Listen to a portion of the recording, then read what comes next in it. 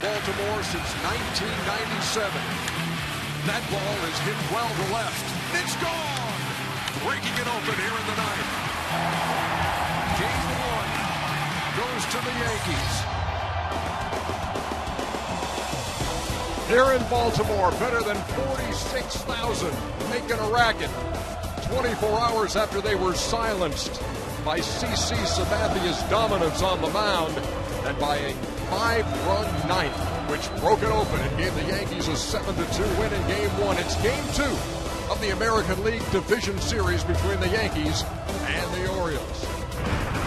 Good evening, everybody. Along with Cal Ripken and John Smoltz, I'm Ernie Johnson. An obvious storyline in this one takes place on the mound. Wei-Yin Chen of the Baltimore Orioles has never been on the postseason stage. The Yankees' Andy Pettitte has absolutely thrived on it, and you fellas know him very well.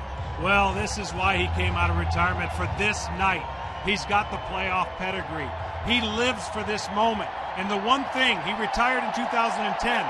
2012, he was a coach, and he thought he could help this team, but he came out of retirement to help this team and then set up for the rotation. Well, he broke his ankle, and that was a setback that nobody could have anticipated, but 3 starts later, he's in position to help this team make another run, add to his playoff pedigree, and this is an amazing story for Andy Pettitte and the Yankees.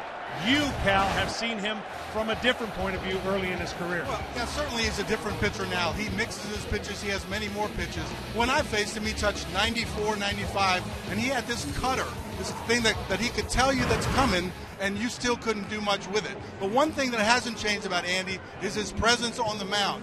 He's in control out there. He is unfazed. He wants to be there in the big moments. Unfazed is a really good word, Cal. Do you think the Orioles can be unfazed after a very tough loss in Game 1? Sure, they just have to remind themselves that they just faced the best Yankee pitcher in CC Sabathia with his A stuff, and Game 2 has to be easier. Sorry, Andy Pettitte, but that's just the way it goes. They also have 3 all-star players that have not got off to a very good start this postseason. And if this trend continues, they could very well find themselves 0-2 going to New York. While Pettitte's been here time and time again, Chen has not. What do you think is going through him right now? Well, you can only imagine he's trying to take it in. But what he's got to do is simple. And what I mean simple is just put up a 0 in the first inning. Stay away from the long ball. Give that crowd and this team an opportunity to play from ahead. It's a lot easier to play from ahead. Come out in that first inning, pitch it like your ninth, and start your own legacy. It was exactly 15 years ago tonight that the Orioles won their last home playoff game.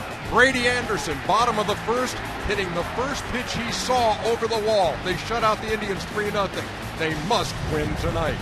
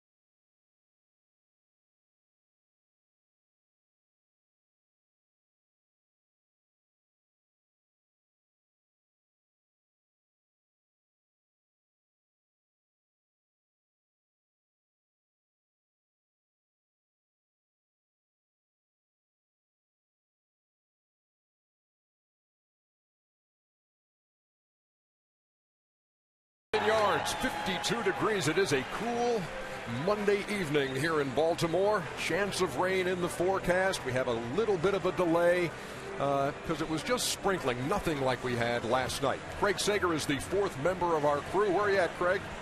Well, I'll tell you what, EJ, there's one place where the popularity, notoriety, and following of Wei Yin Chen dwarfs that of Andy Pettitte, and that is the continent of Asia. A separate press box for the dozens of TV, print, and digital media here to document his every pitch. Now, he is a Taiwanese native. He represented his country in 2 Olympics, pitched 4 highly successful seasons, and Japan. And according to Jessica Kung of China TV in Taiwan, this is a ratings bonanza. Taiwan is a country of 22 million, and she says millions have literally skipped work today to watch the game live in Taiwan, where it is 8 a.m. Tuesday morning. EJ? Well, phone ringing at a lot of businesses. Won't be able to quite make it in there today. It's game 2 of the American League Division Series. And it promises to be a dandy. And the Orioles in this best of 5, opening at home for the first 2 and then going to New York for the next 3. So while mathematically they would still have a chance if Baltimore were to lose the first 2 games at home, realistically, you go to Yankee Stadium down 2-0, and this baby is over. There is Wei Yin Chen in the last few moments before he takes the field here at Camden Yards. And the atmosphere once again here, Cal, off the charts. Yeah, it's really good to see. I remember how electric it was in the early years of Camden Yards, 96, 97. It peaked. It's good to see this sort of energy in this ballpark again. Well, this game's always filled with optimism, and you're sitting there.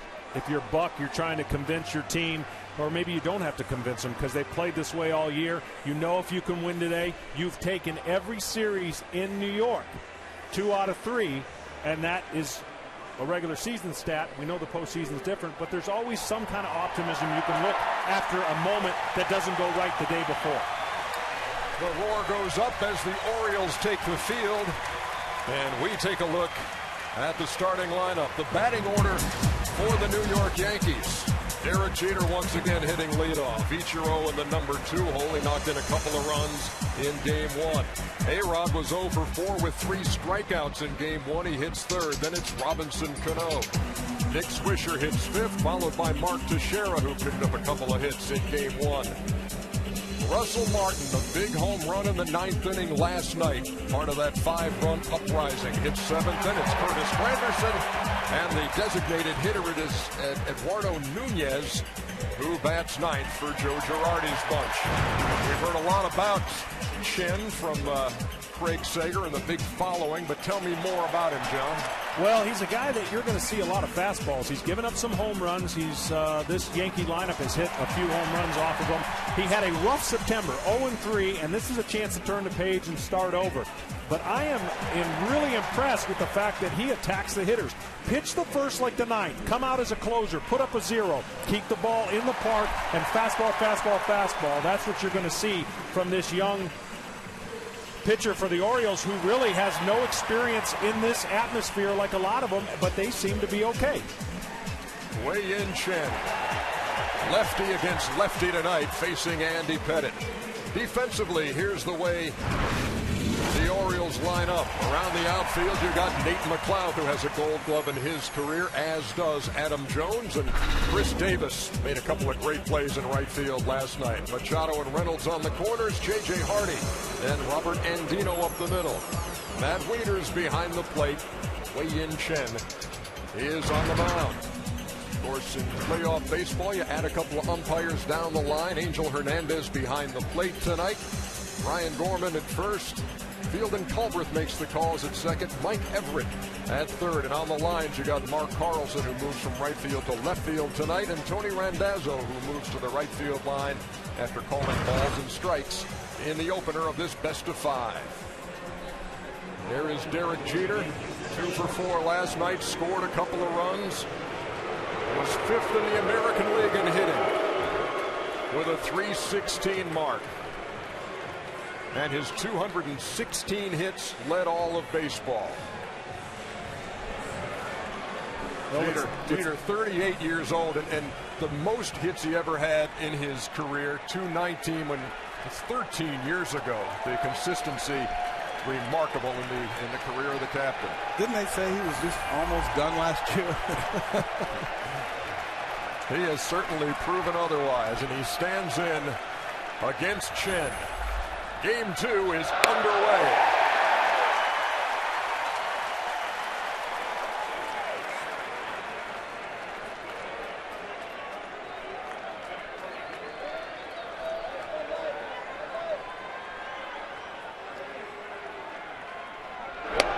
Takes a strike, it's 0-2. Well, in his big league debut, Jeter was the first hitter he faced. Jeter promptly greeted him with a home run. Early on, again, attacking with the fastballs, 0-2. Here it is. That's what you're going to see. Not much more than 80 to 70% fastballs. Lined into center field on an 0-2 pitch. Jeter aboard to start the game.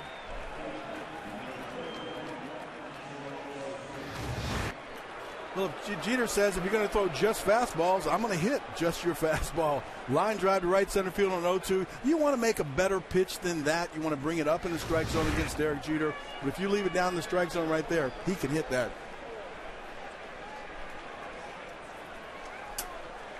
Last night, Jeter led off with a single and scored the game's first run on a double by the guy at the plate now, Ichiro.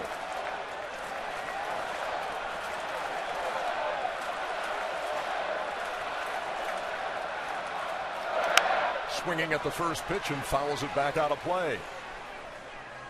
Well, what Chen desperately needs, and every pitcher would love to have it in this atmosphere, is get a lot of quick pitch outs. You know, as a Yankee lineup that he's going to come after you with fastballs. You want quick results one way or the other. Because he doesn't trick you too much, and he does have that late life on his fastball, I think for Chen, he would love to get some quick outs with that fastball to give him confidence. Jeter leads from first. Ichiro Suzuki waits on an 0-1. Again, pop foul. Just about the same place, 0-2. Well, the Yankees know he throws a lot of fastballs, and they're going to go up there. They have the reputation as being a team that walks, but that doesn't mean that they don't come up there and swing the bat. They're looking for good pitches, and if you throw a good pitch, they'll swing.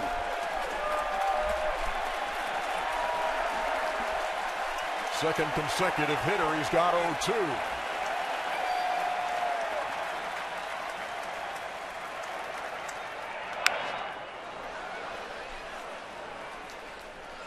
Hey, John, what percentage of fastballs do we have working so far? We have about 100% working. It's really rare in all the things that I've looked at since I have retired, which is too many numbers and too many stats. I haven't come across this kind of ratio where 0-2, 1-2, doesn't matter. He's throwing a lot of fastballs. His dangerous counts are 1-0, 2-0. But when he does get two strikes, like most pitchers, he has an advantage in the 1 to 180 average opponents against. The 0-2. Tap towards second. And Reynolds cannot make the play. All hands are safe. Reynolds made two dandies last night, but he bobbles this one, and the Yankees are in business early. Runners at first and second with nobody out. Well, right here, I think Mark Reynolds might make a mistake by going after this ball. You want him to be aggressive, but he's got to stay at home with any chance to get the runner out at first base. Ichiro runs too well. If he can make this play, he has a force out at second base, but barehanding it's a high-risk move.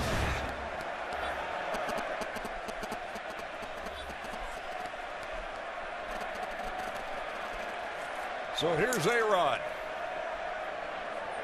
0 for 4 with 3 strikeouts in game 1. He bats here in the first with runners at first and second. Nobody out.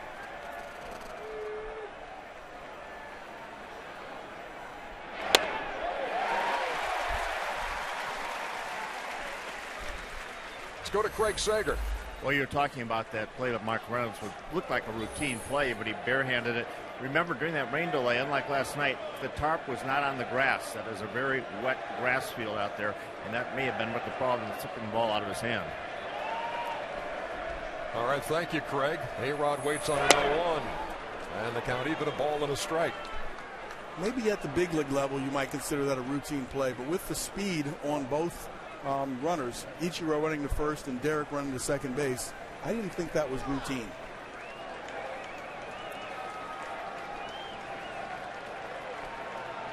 Jeter singled, Ichiro reached on an error. And that ball fouled out of play down the right side.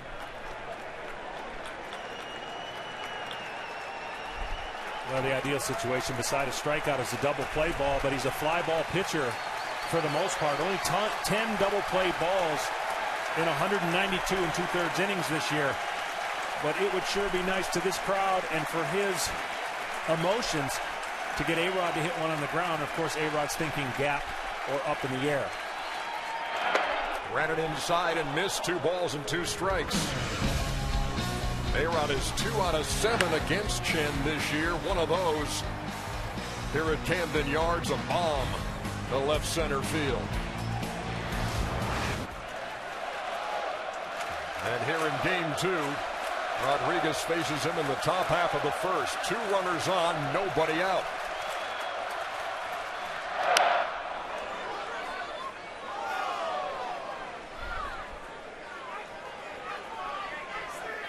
When you do face a pitcher that throws this many fastballs, many times you can take a chance, 0-2, 1-2, and almost reverse the count. Let's say it's a 3-1, 2-1, 2-0 pitch in your mind, and let it fly. Take a chance. 2 balls, 2 strikes. Chen to the plate. And that ball is hit hard to second. Took second for a run, and they say he's out on the line drive. Don't know if he trapped it or not, but the call is made at second by Field and Culbreth. Well, he got the force at second. If it's a catch, it's a double play. Right. And I guess that's why Joe Girardi's going out there to argue. We certainly will have the benefit of the replay, but it looked from this direction he might have trapped it. Scalding line drive. Well, he caught it. That's a great play. And that is a double play. Well, the double play is what they wanted. They got it in a strange way, a line drive that really could have been a base hit that the second baseman Andino, unbelievable. Absolutely what Baltimore needed. And Chen now faces one of their best hitters with the runner on first and 2 outs. Is that how you drew up the double play? Not exactly, but nonetheless, you'll take it. Well, Andino made a great play. It looked to me as if he was reaching to make the flip. But he made the catch. Jeter doubled off. Ichiro still at first. So now 2 down. Runner at first for Robinson Cano.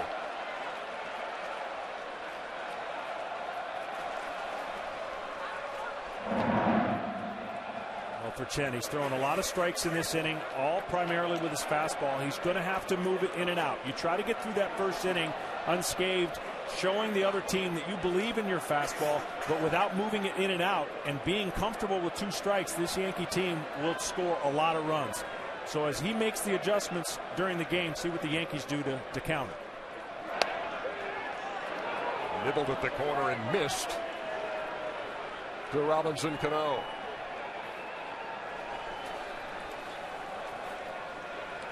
There's a reason this team led baseball in all of baseball for home runs. They love the fastball.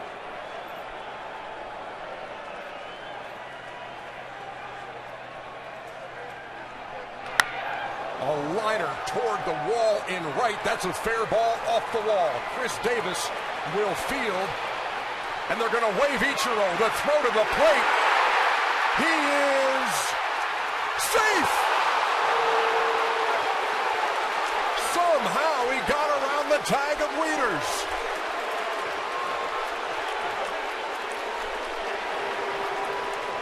And I think the replay will show that he was safe.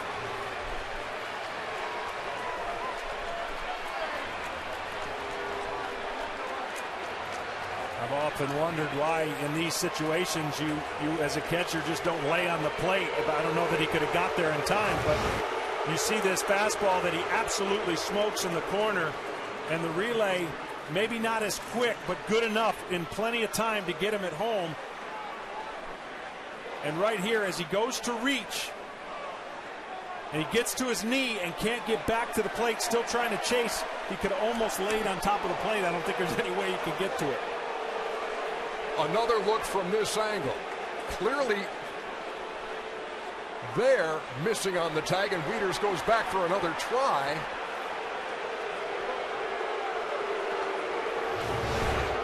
And they say there's Angel Hernandez as he got the hand in. And an acrobatic play by Ichiro to now score. The ball's up the line. Sorry, Ernie, but the ball's up the line. And, John, I agreed. Lay right on the home plate right there. He can't get into it, block it all off, and then make the tag. But he did avoid the tag. Well, it's 1-0 Yankees in the strangest of ways. Well, the natural thing to do in baseball is go chase the guy to tag him out, but he's got to come back to you. And you've seen this a couple times in baseball where a guy hurdles the catcher or does one of these moves. Great play by Ichiro. But if you had time to slow it down and realize he's got to come back to you, you could almost crawl on that plate. But the Yankees take advantage, and Chen's going to have to change his approach with all fastballs. A ball and 2 strikes to Swisher. Another look.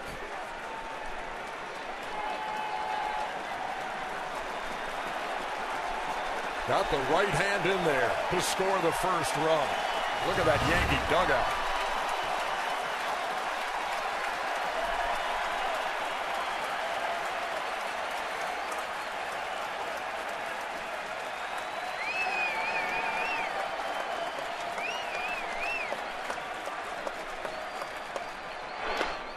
Inside the Swisher count, even 2 balls and 2 strikes. Been a lot going on in this top half of the first inning. Line drive into a double play. And then a ball off the wall and a relay that had Ichiro by 10 feet. And somehow he found his way to the plate.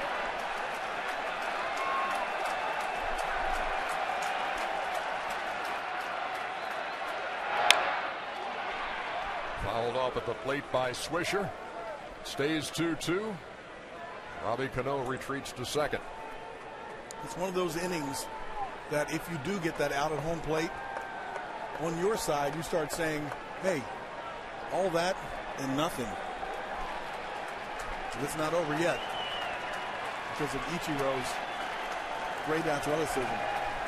24 hours ago, it was a head scratcher. He tried to steal third with nobody out and was thrown out. Tonight, an acrobatic way to score the first run of the game. Rounded to short, J.J. Hardy up and throwing, and that'll do it. In the top half of the first, home plate ballet by Ichiro.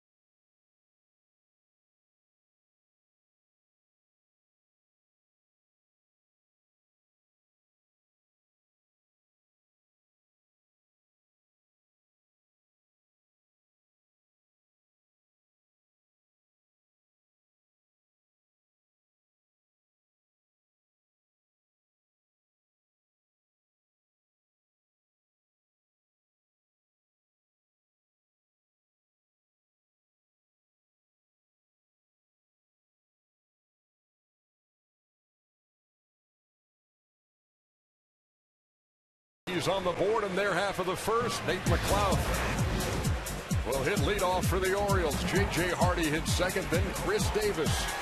Adam Jones in the cleanup spot, then Matt Wieters. Mark Reynolds at first. Jim Thome will DH tonight.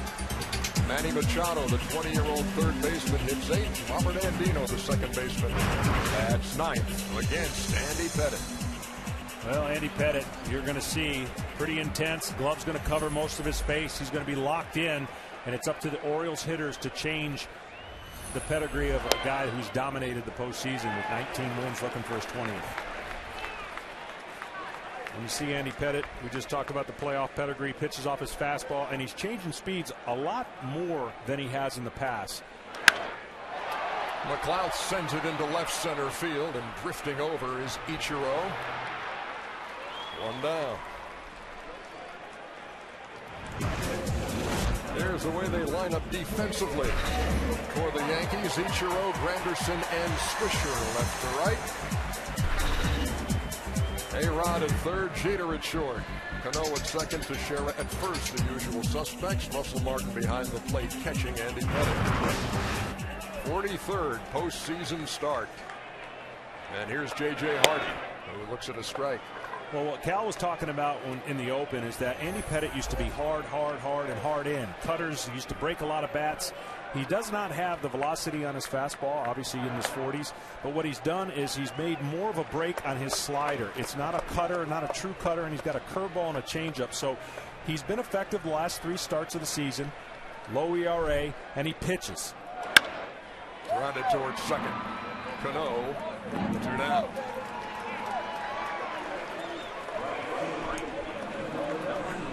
You know, it's eerily similar when you look at 2010 and 2012 with Andy Pettitte. In 2010, he had a left groin issue and missed a lot of time, and then came back on September 24th, made 3 starts. This year, it was the broken ankle, and he missed a bunch of time, came back on September 24th, made 3 starts, and then into the postseason. Chris Davis waves at the first pitch, 0-1. It amazes me about Andy how he can be so sharp and not have that many innings in a playoff atmosphere like that. You just can't call on your control. Well, one of the things he's always been really good at, and staying in shape. He's strong, and he repeats his mechanics. And when you repeat your mechanics over and over again, you have a better chance to be consistent than somebody who varies from time to time in the way they throw the baseball. And he just has an innate ability to feel like he's always going to make that pitch under crucial situations. He said, look, I've had good games and bad games in the postseason, but I believe I can make those pitches under situations that call for it with much more attention to it than a regular season game.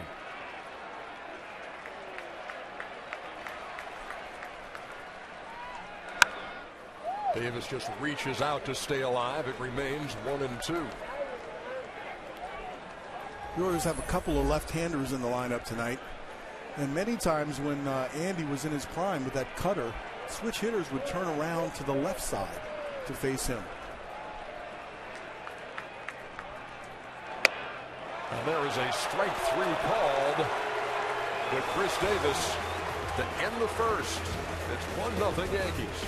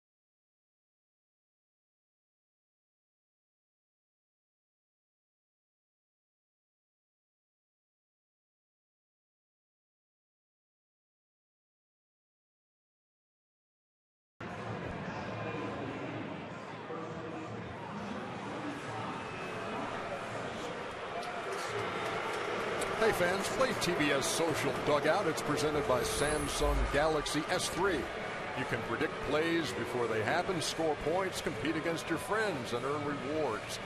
Download the app by visiting tbs.com/social dugout. Top half of the second inning, and Mark Teixeira will lead it off. He hears boos when he comes to the plate. He was a free agent. There were thoughts that he might locate here in Baltimore, near where he grew up, but he opted for the Yankees. The Oriole fans were hopeful.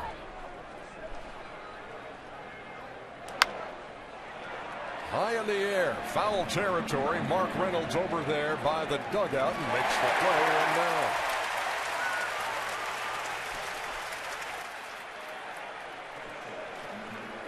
Hey, it's time for the big hit, brought to you by avocados from Mexico. Take you back to last night, ninth inning. Russell Martin doesn't get much bigger than this. That sparked a 5-run ninth inning.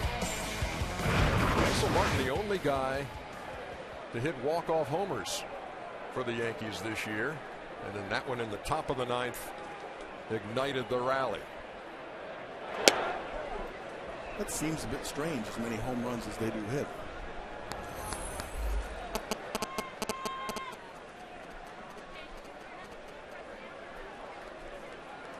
Chen to Martin. Over for a strike, 1-1. For Chen, just like that pop-up by Teixeira, he's going to need a few of those. He's going to need Yankee hitters to just miss fastballs and keep it in the outfield or infield in front of the walls to have success tonight, and mix in a few of those pitches as well. He's ahead of Martin, 1-2.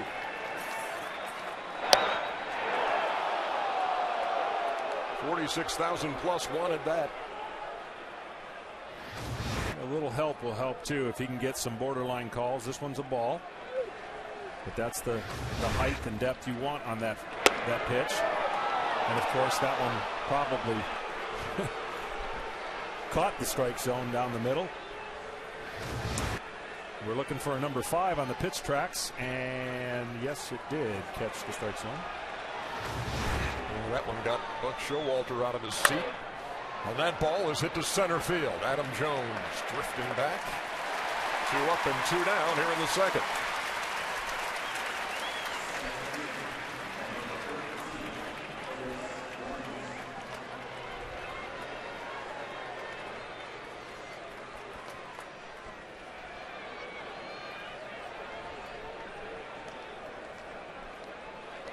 And here's Curtis Granderson.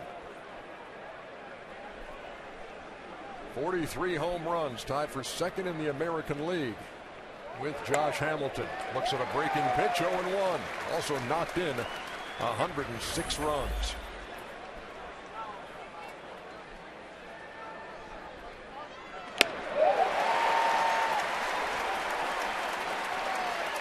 You saw Buck jump on the top step of the dugout. Both managers have been known to try to get in the umpire's ear early for late inning calls. Count even, 2 balls and 2 strikes.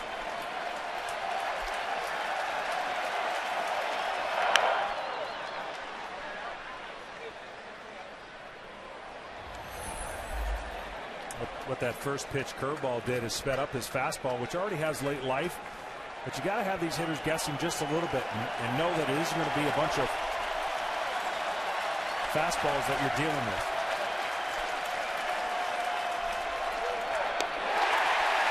First strikeout of the night for Chen. A 1-2-3 inning.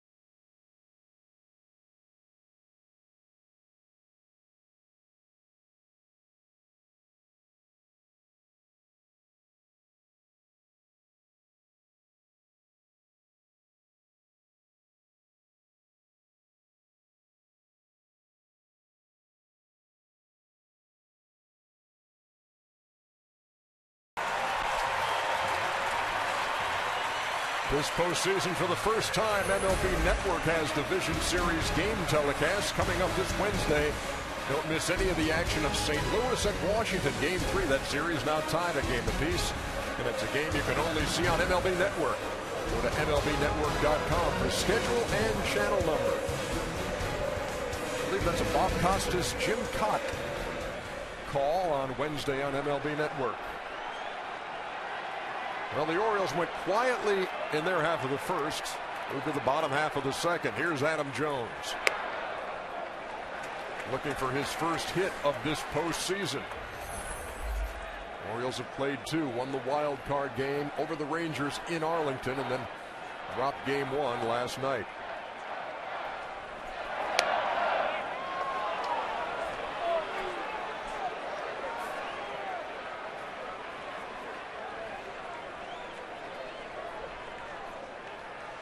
If you're looking at the lineup wondering what was Buck doing, putting together the lefties and spacing them apart, I think he's looking long-term down the game, making it tougher for Joe to mix and match. You got 3 lefties in, one being a switch hitter, and they're not stacked together. And you're going against a left-hander who probably is not going to go more than 6 innings. And if your recipe works, you knock him out before then, and it makes it harder for Joe to bring in a left and a right and match up with your lineup. 2-1 is fouled off, count even. I think you're on to the right thing. I think Buck wants to force Joe maybe to go to the bullpen a little early. And this change in the lineup does make him burn a lot of pitchers.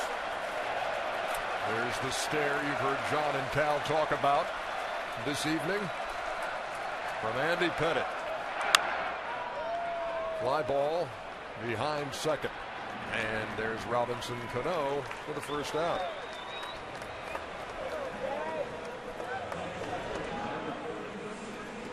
It's amazing about pitching and why Andy is so good. You see guys throw 97 miles an hour and hitters have great swings at it. The ball's out there, the hitter can see it, it's straight. Andy hides the ball. He's a big left-handed pitcher. You can't pick it up, and he hits his spots about 75% of the time. That fastball that jammed Jones was in a perfect spot somewhere he wasn't looking for it, and his change of speed just makes it more difficult to lock in on something. Well, from someone that stood in that box and looked at that stare and felt he has a lot of deception on his fastball. He is long, he is big, and all of a sudden the ball's on you. Wieters on the ground to Rodriguez, who throws him out for the second out. That's a great sign for Andy to get those broken bats, those weak fly balls. That's the kind of outs that he gets when he has his command and that cutter working on the inside part of the plate.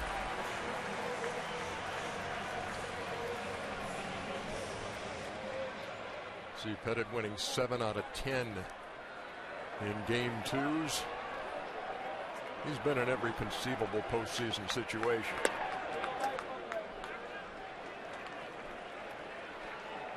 That radar's gun is reading consistently 87.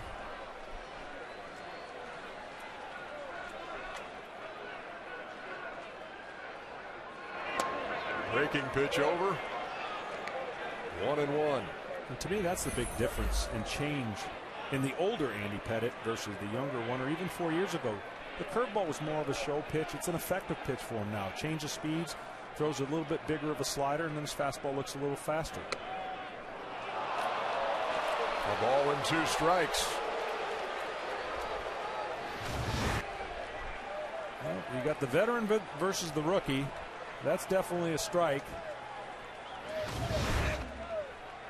Baltimore wants to see 1 or 2 of those for their young guy. And look at the veteran Andy Pettit tempting the call on the outside part. Okay, let me see if I can get this one.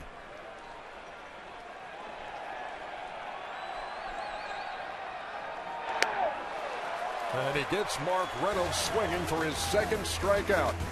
6 up, 6 down for Baltimore.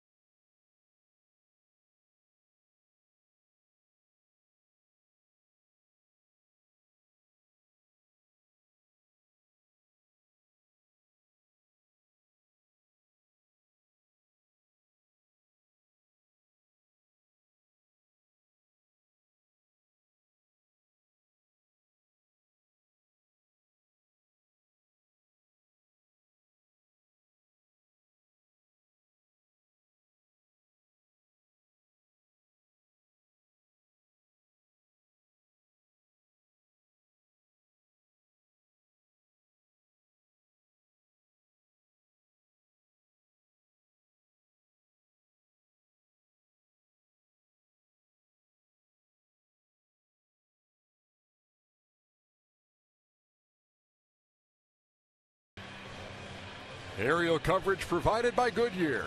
Everything Goodyear has learned making tires that go the distance inspires what they roll into yours. Goodyear, more driven. Thanks for being with us tonight here on TBS. It's Game 2 of the American League Division Series. Had a bit of a rain delay, not a long one. A little under 45 minutes. And we move to the top half of the third inning. Number 9 hitter in the Yankee order, Eduardo Nunez, leads it off. He's the DH tonight. Takes a strike.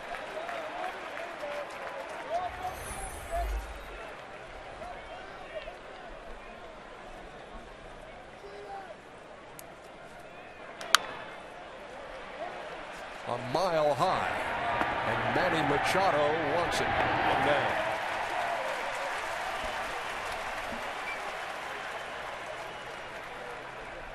Much what we talked about with Chen. I want you to look at this scouting report. Fastball 65%. That's a lot. And it goes up with 2 strikes, and 72% of his strikeouts are with the fastball. So if he can get a lot of that action right there, guys just missing fly balls that stay in the yard, he's going to be successful. You're already seeing that Angel is calling the top of the zone more than the bottom of the zone. Strike one to Derek Jeter, who singled his first time. Yeah, I think historically he likes to get through the first set of lineups, the first 9 hitters, trying to throw predominantly fastballs, and then he mixes in his secondaries. No balls and 2 strikes. Do those stats line up, John, for the normally what he throws for a whole game? That percentages? Yeah, absolutely. I mean, it's across the board. He's going to throw a lot of fastballs, and it's 29 home runs can be a byproduct of that. He likes his fastball, and so he's going to throw it. Missed with the 0-2 first time around. Jeter lined an 0-2 pitch for the base hit.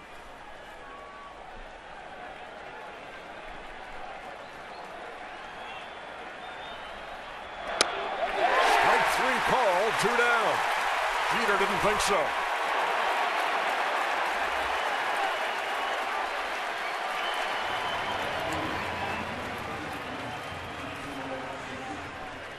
Well, just when I said he's given the top part of the strike zone more than the bottom, you see it catches the bottom of the line, and he gets the call against the great Derek Jeter, who thought maybe that ball was a little bit low, as you see him bring his hands down to where the pitch might be. Ball 1 to Ichiro, who reached on an error his first time. I just wonder, we watched Buck Showalter go out and have a little talk in between innings. I wonder if he talked about a couple of those low pitches that he thought were strikes. 1-0 upstairs. 2 balls and no strikes. Ichiro has scored the only run of the game. And he did it in acrobatic fashion, avoiding a tag by Matt Wieters at the plate in the first.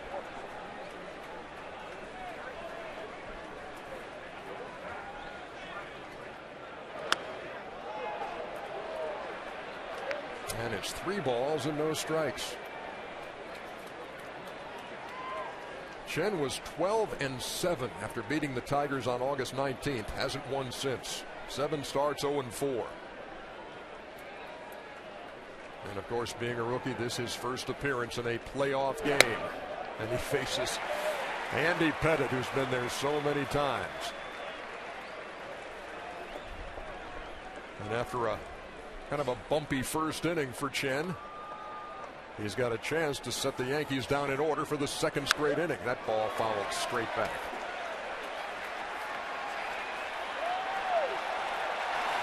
Well, he's been pretty good on 6 days or more rest. 1-1, 2.28 ERA. The more the rest, the better he feels. Towards second. That's going to be a tough play, and Andino can't make it.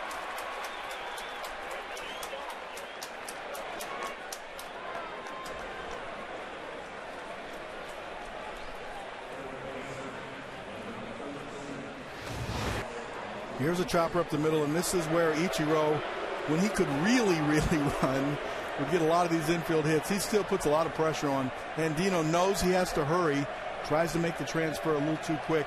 Ball slips out of his hand.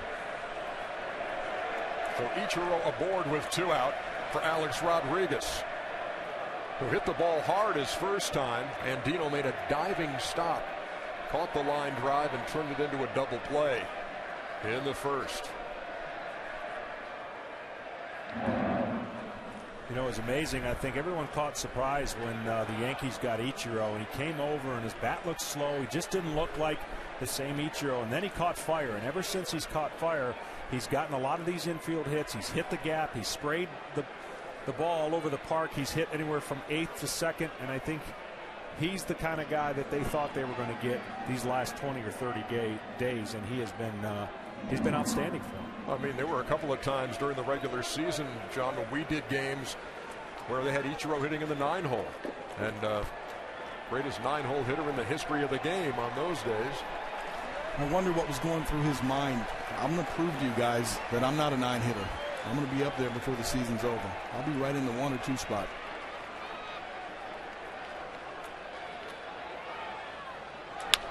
That ball is hit into left field, just out of the reach of Hardy at short. Runners at first and second. Let's go down to Craig Sager. Well, after striking out 3 times last night, Alex Rodriguez has made an adjustment to his stance. He's trying to stay on his back legs, trying to stay behind the ball. He worked with Kevin Long, the hitting coach, all day. And what happens when he does that, it gives him more time to see the ball. And according to Kevin Long, more time for him to extend his arms and to swing through the pitch. So far tonight, 2 line drives. The hard work he worked on today apparently is paying off. EJ? He's hit 2 balls right on the nose. Well, on that play, Cal, I looked over to you. It looked like he lost his footing. The tarp was not put on when it was drizzling for most of that little delay we had. And so far, we've seen a couple instances where the footing has not been exactly the way you would like it. Yeah, I mean, it doesn't mean the infield's going to be bone dry. When you have the tarp on, they still try to treat it, and many times you will have problems with the footing. I thought I noticed it last night in the game a little bit, but certainly Hardy's first step, which is the most important step, he slipped. Here's Robbie Cano. Fooled on the first one, 0-1.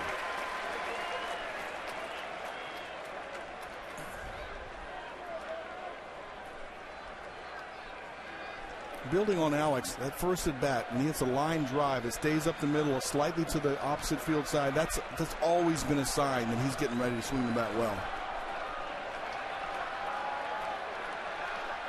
Because that means you're staying on the ball longer. And really, when he works on the back leg, that's what he's talking about, is loading, kind of hesitating, waiting just a hair longer. And he's got all kinds of power when he's on time. The 0-1. And Chen ahead, 0-2. This is what Cano did in the first. Absolutely rifled one off the wall and right. Now the relay was to the plate in plenty of time to get Ichiro. But he danced around the attempted tag of Wieters not once but twice and got in with a right hand. It's the only run of the game. Did you see Cano's reaction on second base at the end of that replay?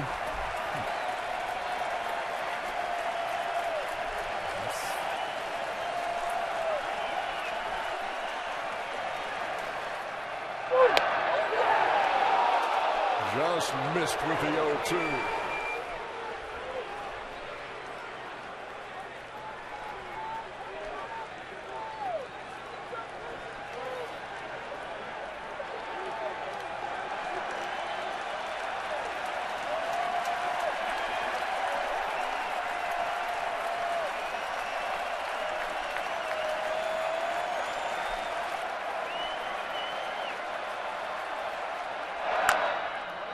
Tap back toward the mound. Chen with the flip. Gets out of the trouble spot in the third. The game stays 1-0.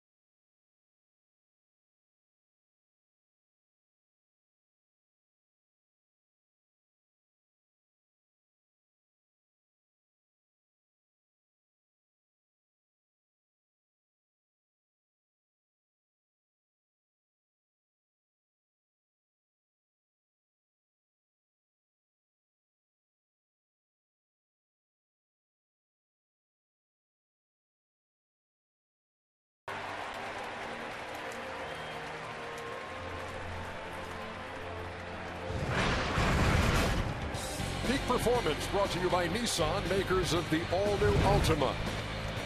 Now, two of the greatest home run hitters in the history of the game in this series. A-Rod with 647, Jim Thome with 612. Thome number 7, A-Rod number 5 on the all-time list. And they lead 1-2 among active players.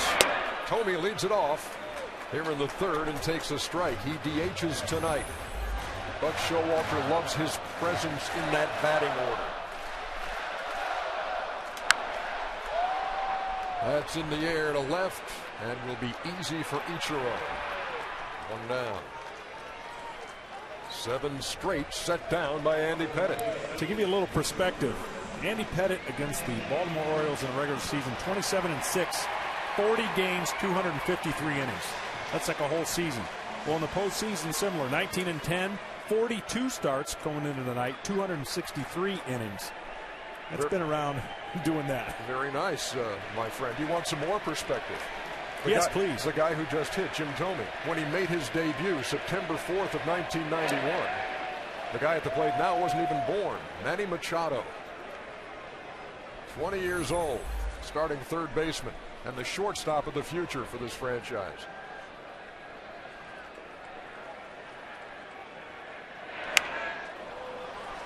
Foul back and out of play. Cal, would you like to join the conversation in terms of what John and I are doing, getting perspective on things? I was just thinking, that's a heck of a lot of perspective.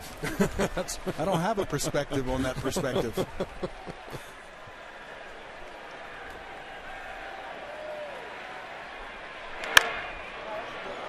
On a hop to Jeter at short.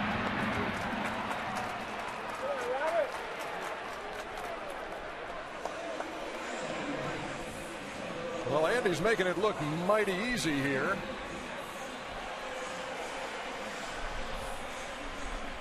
Would you like some more perspective? Yeah, give it to me. 56 years ago today, Don Larson's perfect game. That bit of perspective provided by our ace stat man, Hal Galima. Did he win? And I certainly wasn't born then. I was the only person in the booth who was born at that time. Robert Andino takes upstairs.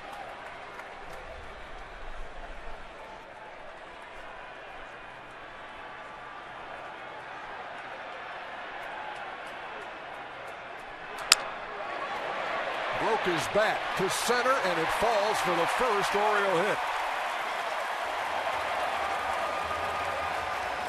Well, that's just the way it works sometimes. Number 9 man shatters the bat, gets a hit. Here's a cutter. He brings his hands in a little bit so he doesn't get too far on the fist. And he's strong enough with good bat speed to push that out in the center field. Makes the hitter very happy.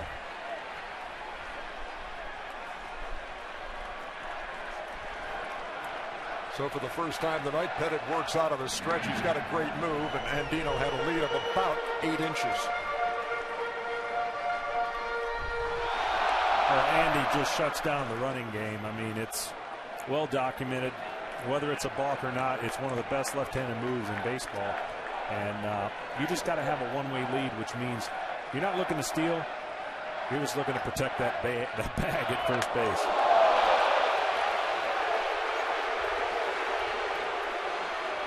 Andy has 102 pickoffs for a career. I'm wondering if he got me in one of those 102. It's quite possible.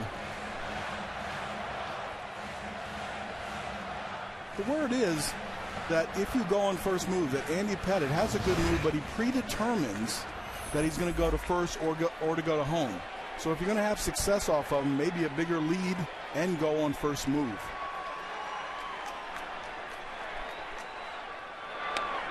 McLouth takes outside, 2 balls and no strikes.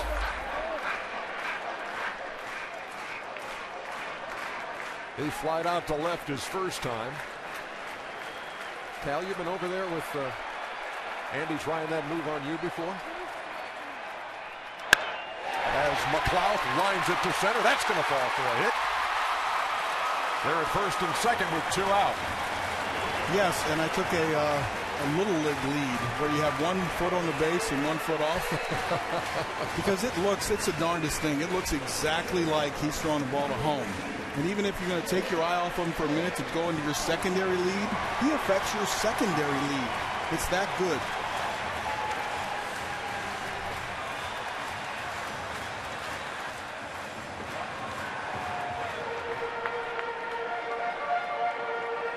Well, after retiring the first 8 he faced, the last 2 have singled. And here's J.J. Hardy.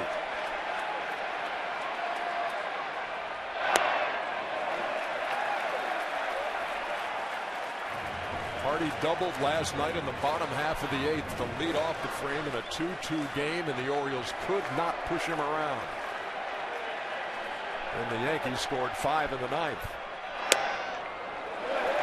2-0.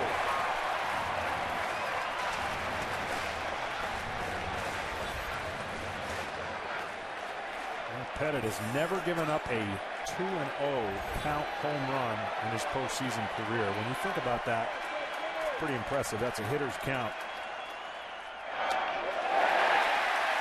3 balls and no strikes.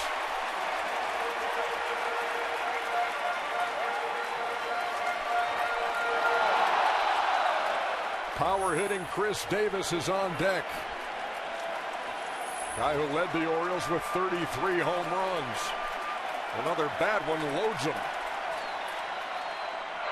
And there it is.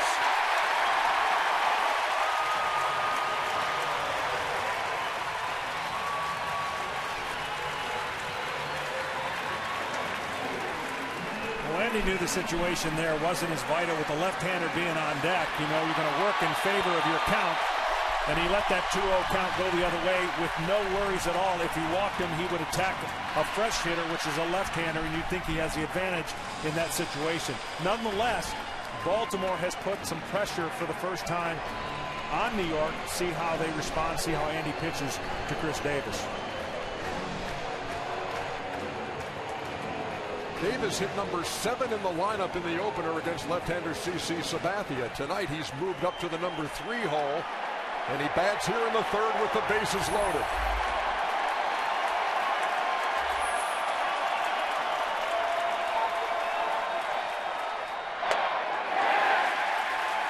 And suddenly Pettit can't find the strike zone.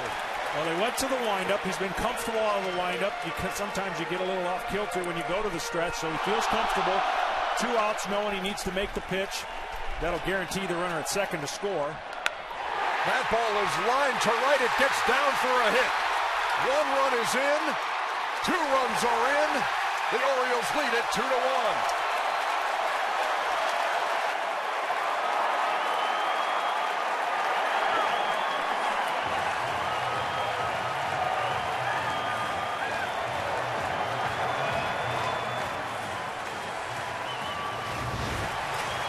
I was just thinking that the left-handers have had the better swings off of Andy Pettit tonight, and this one is one of the better swings. Chris Davis coming through with a line drive.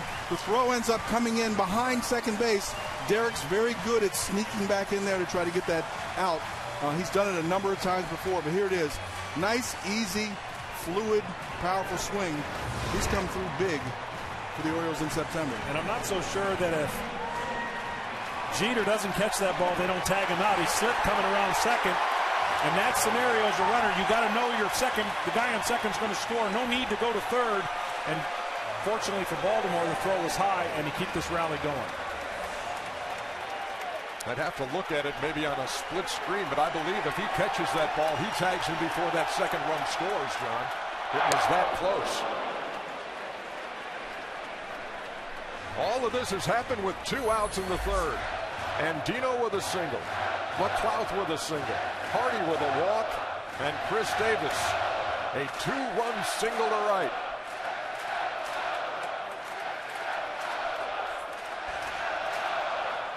Adam Jones waiting. Pop foul on a play. Here comes that play, a line drive here. Now J.J. Hardy's looking ahead to see if he's going to go, and then he gets caught right behind. And yeah, it looks like they got a play if Derek catches that ball and makes a quick tag.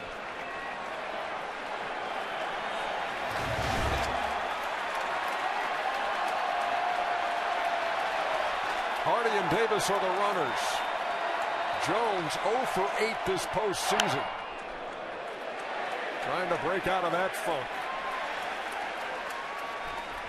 I'd say he was just a bit out front of that one. Ground ball into the Yankee dugout.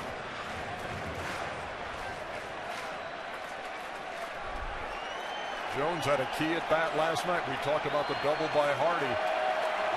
Orioles couldn't get him over. Jones struck out for the first out. And Hardy stayed at second. Sabathia retired the next two.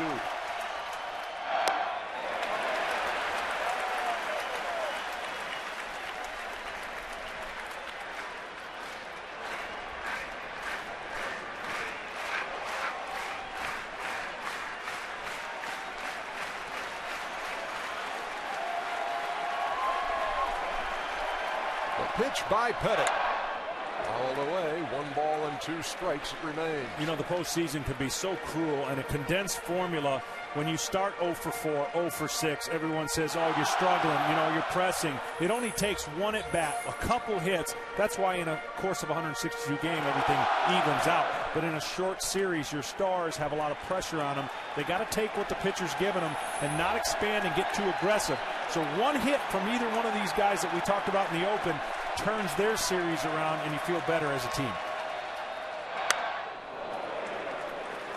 Jones spoiled that. It's still 1 and 2. Yeah, it certainly always feels better when even if you're 0 for, your team wins. Yeah. It puts more pressure on you when your team doesn't win, and then everybody's reminding of you about the fact you haven't been getting any hits.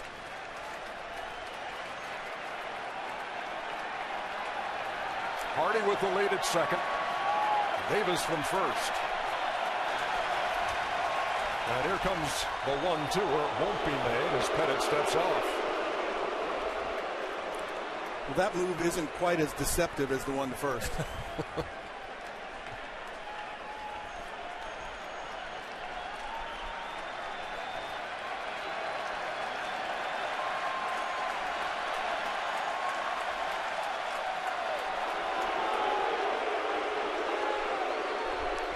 Two outs, nobody on. And the Orioles have rallied once again to score some runs, and they still have this going. Playoff baseball, it's hard to get 3 outs in an inning sometimes.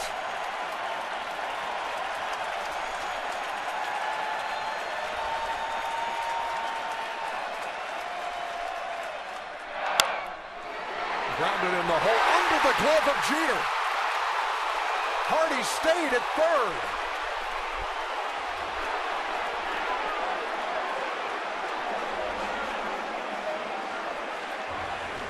What went on at third base? Well, if you're running the base right here, JJ, I'd take a quick peek. But he doesn't take a quick peek to understand that, and he doesn't get this signal right away, so he stops. And by the time he stops, it's too late to get him started again. Watch DeMarlo Hale. He's windmilling him. I think Jeter gets him more than he was paying attention to the third base coach, because Jeter had his glove out. Unfortunately for Baltimore, that's a tough break. JJ knows it. You just got to have your big catcher come through and all be forgotten. They scored a hit. Bases loaded.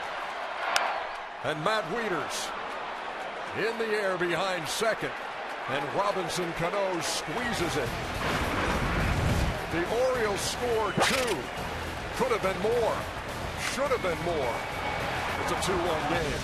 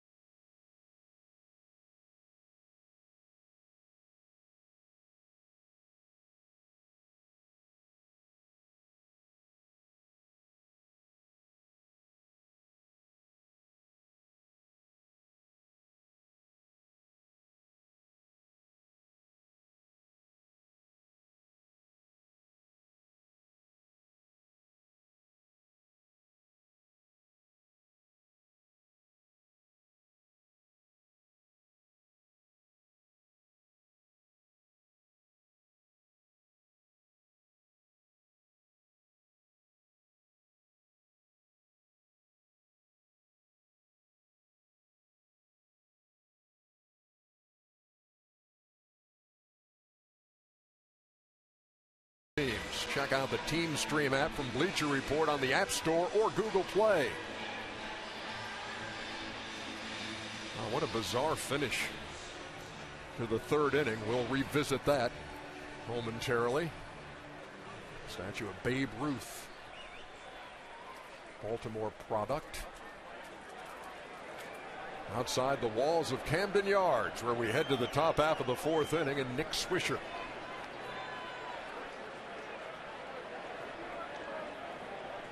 Nick Swisher had an interesting thing happen to him last night. What's that? Well, in the ninth inning, a couple of Maryland's finest actually asking for an autograph while the game was still going on in the dugout.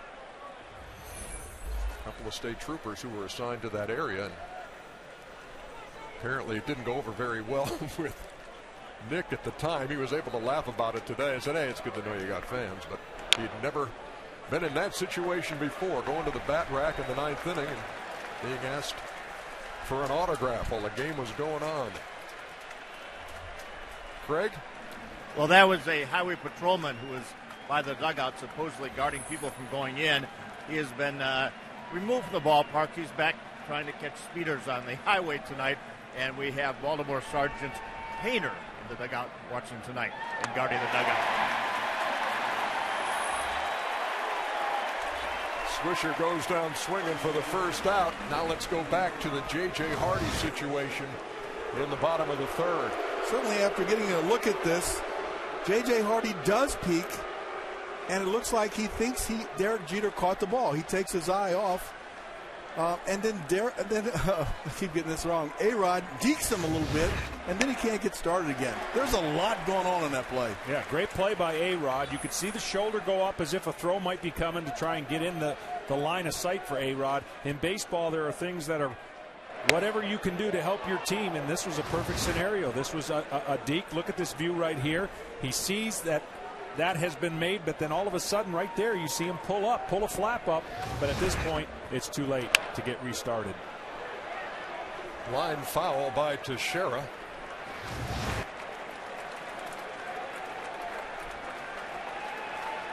Yeah, Hardy and DeMarlo Hale talking it over after that happened.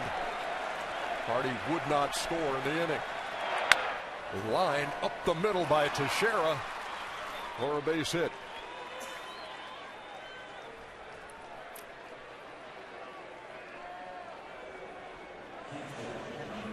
It almost looked like JJ said, I thought he caught it. You know, we didn't have a good angle to read his lips, but it seemed like that's what he said. And then he kind of punched his hand a little bit. He knows how important that run was. But the question I had when I watched that is, how do you not see your big third base coach, DeMarlo Hale, vigorously waving you on? Well, he comes into the picture, you know, I'm sure when you're running a little bit late, but you're right. If you don't pick him up, the next best thing to do is not get thrown out at third round in the bag. And that's one of those scenarios you got to do the next best thing after you've gotten deep. And if you pick him up, it's easy. If you pick up the third base coach, that's an easy thing. And we all assume from the angles that we're watching that it's easier said than done. In these type of games, players get caught off guard sometimes, and certainly he knows that's a mistake. A ball and no strikes to Russell Martin. Teixeira with a lead at first. Let's give you one more look. He takes a peek, and then he holds up there, doesn't even check. And I would say that I'd like him using his eyes, because if you see it, then you can actually react to it. The problem there was he saw the wrong thing. Yeah.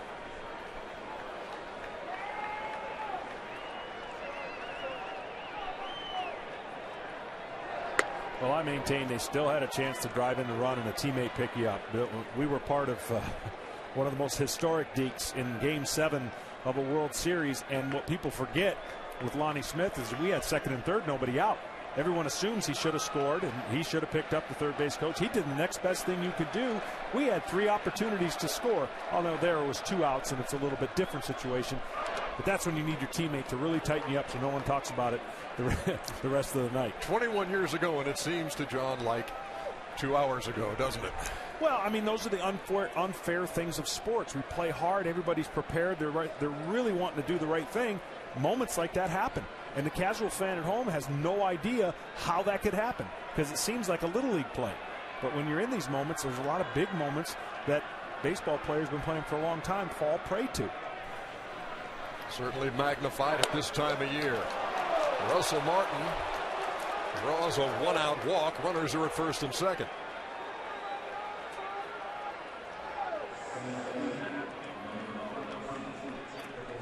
If you watch a big league game every day of the summer, you'll find out that those big leaguers make similar mistakes to that. But again, it does get scrutinized a whole lot more when it is postseason. Curtis Granderson struck out his first time. As you're going to look at A-Rod, who's deep right in the middle of that, kept Hardy at third.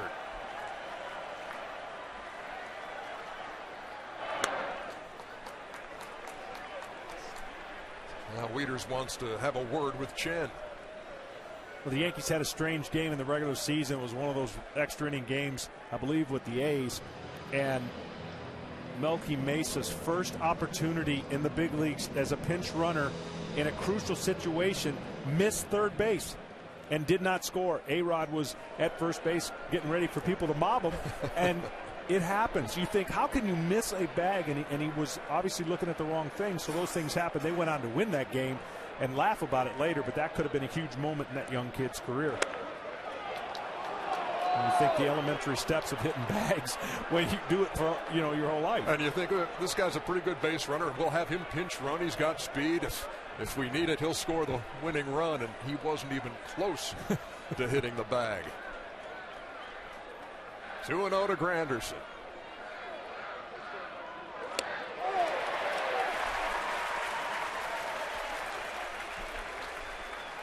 Breaking ball on 2-0. Yeah, that is a big pitch, and certainly we've seen that pitch is not that bad, by the way. So to his idea of get through that lineup, and I understand it, get through the lineup, establish your fastball. Sometimes you got to abort that plan, and he's doing a nice job mixing and matching. He's got a couple pitches that are just missing the bats. Lined up the middle, that's a base hit. Mark Teixeira around third, and he'll be held right there. Rob Thompson put up the stop sign, and the bases are loaded with one out.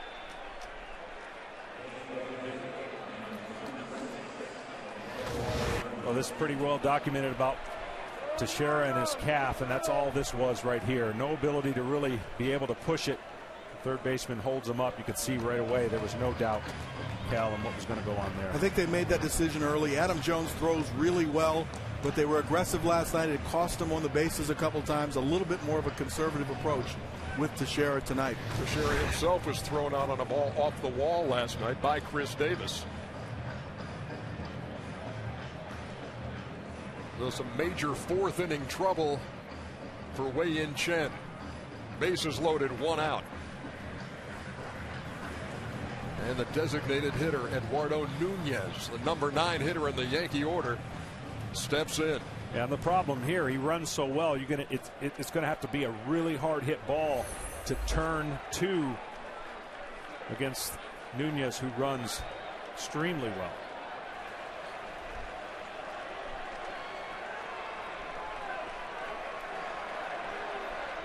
Orioles lead it 2-1, but the Yankees threatening.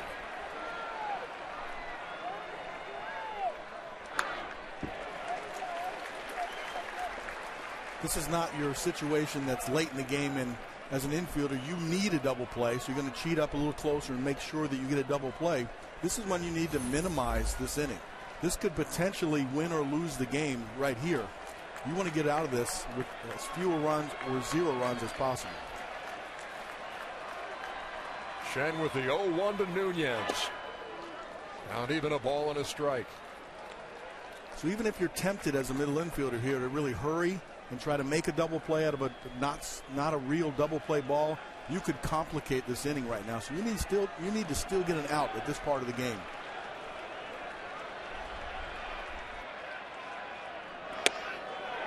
Over for a strike, 1-2. At the benefit of a call right there. That ball was off the plate. course, Joe, seeing the angle that he's got, recognizes as a former catcher where the catcher sets up and where the glove is caught. Now, if you're the pitcher, do you try to steal another inch or two in there and put pressure on the hitter to get overly aggressive on what was, in his eyes, a ball? The reaction from Nunez on both was to kick the leg out on both of those pitches. One a ball, one a strike. Just did stay alive. Gutsy call with a changeup. I haven't seen many of them. He gets them reaching. Game of inches.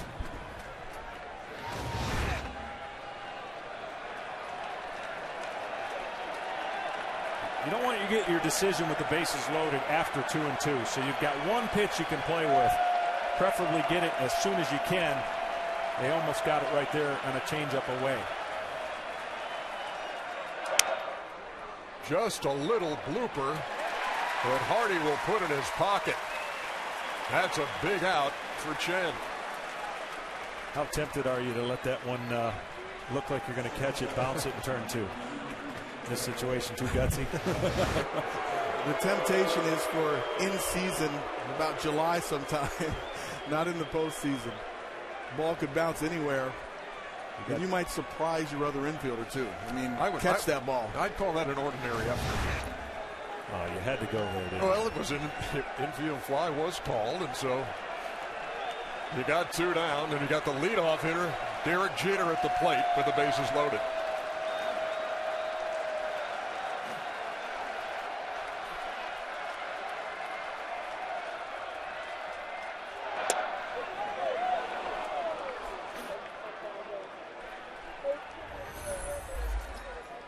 Jeter singled his first time, called out on strikes in the third.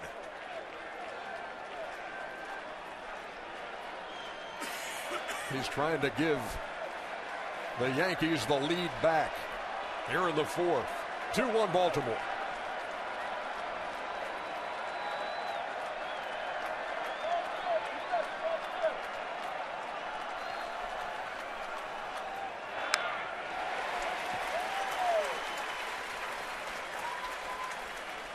He's seen another changeup right there. That changeup in September was probably the worst it's been for him, and I don't know if that's why he kind of confidence-wise went away from it. Hitters were hitting 348 off of it in September, and that correlates to he didn't have that good of a September. But here he's been able to show enough guts to throw it. That one was a little bit high for your liking. The one to Nunez is the area you want to get it to. Jeter had a great swing on that too. Didn't get fooled. Here comes the 1-1 to third. Easy play from Machado, who gets the force. And Chen wiggles off the hook in the fourth.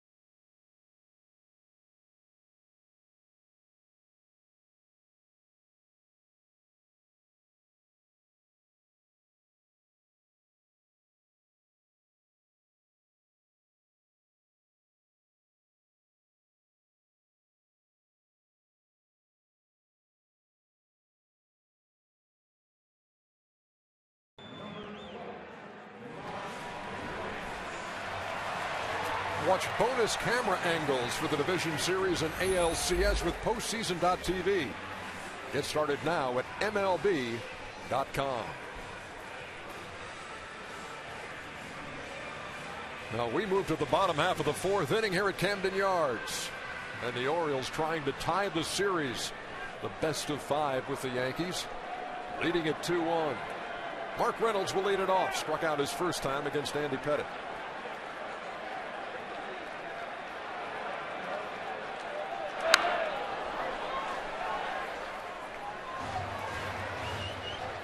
Reynolds with 23 home runs in the regular season, 7 of those coming against the Yanks.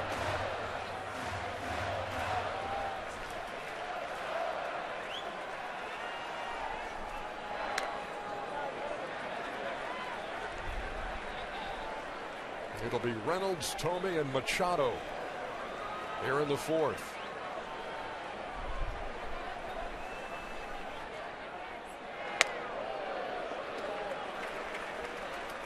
You know, this is not, you don't watch the radar gun for Andy to see how he lights it up at 95 or 96 anymore. But I would watch it to see if his velocity is coming down. On the ground in the hole, Jeter. The throw is high. And Reynolds is safe as Teixeira came off the bag.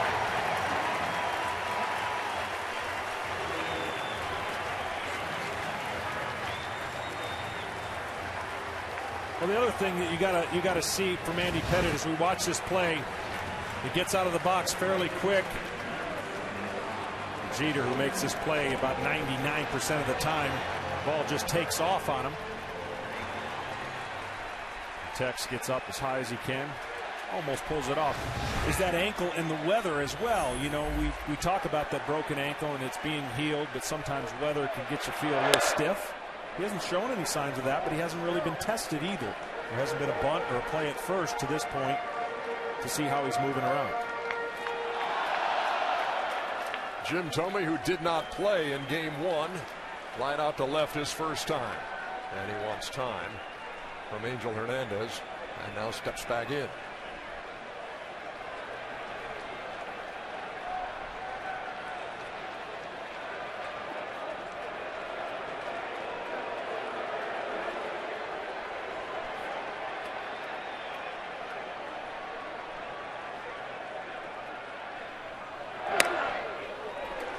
Inside and missed. Here's that ground ball to Derek again. He gets over and he gets in front of it. His momentum's going a little bit away from the target. You have an option there. For a guy with speed, you can backhand it more routinely, but you got to make sure that you get down and throw the ball when you get in front of it. I mean, yes, John, he's made that play about 1,000 or 2,000 times, but that's his second error in this series. Tomey takes a strike, 1 and 2. Talked about all the home runs that he has hit, 612 in his career, number 7. He's hit 100 with 3 different teams, the Indians, the White Sox, and the Phillies. And he takes 2 balls and 2 strikes. The Phillies traded him to the Orioles June 30th for a couple of minor leaguers. Got 101 at bats with the O's, 3 homers and 10 RBIs. Reynolds with a lead at first. Tomey waiting on Pettitte. And he struck him out.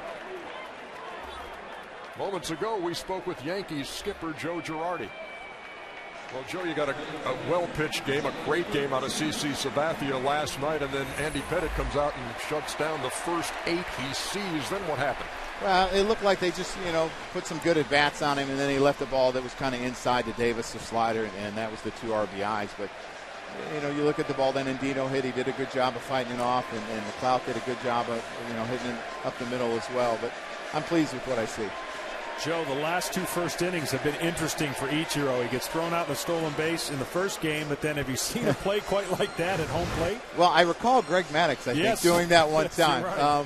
That was a little while ago, but it's quite a slide by Ichiro, and turned out to be a big run. It is the only Yankee run of the game. Orioles lead at 2-1. Machado at the plate with a runner at first. Oh, back 0-1.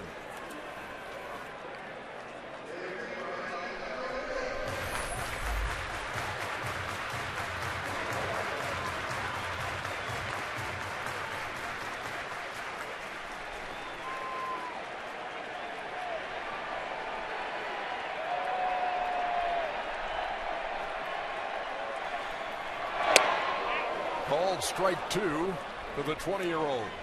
I did have a chance to talk to Manny in the clubhouse, talking about how he feels playing in his first postseason, how strong he feels, and trying to suppress that strength just to be normal. That's a battle for him right now. Pettit checks Reynolds, comes to the plate and misses. Because as a hitter, you can't hit by trying too hard.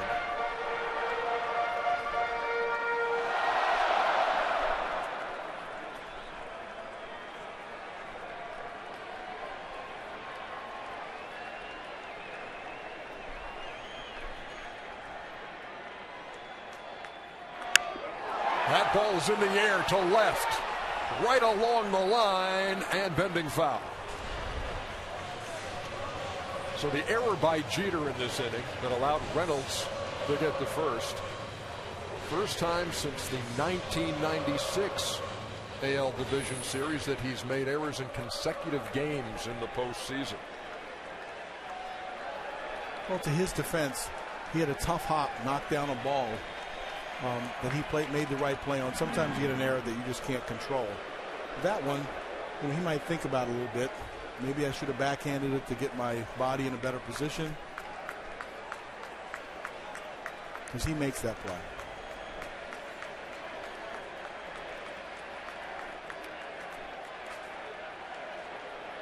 I find it interesting, as you mentioned, about Machado standing to the plate, and you try to talk yourself into it being a regular game, no big deal. The moment gets too big, and you've got to be able to execute and learn from it. On the ground to third. Nice stop by A-Rod. Gets the force at second. One of those tricky little hops, and A-Rod handled it, Cal. That was a fantastic play. He did get caught in between, but he showed that he has good hands and had the presence of mind to force the out at second base. That's just good hands. And Cano knows this is not a double play ball. Let me just take the force. Alex must have been a shortstop sometime before.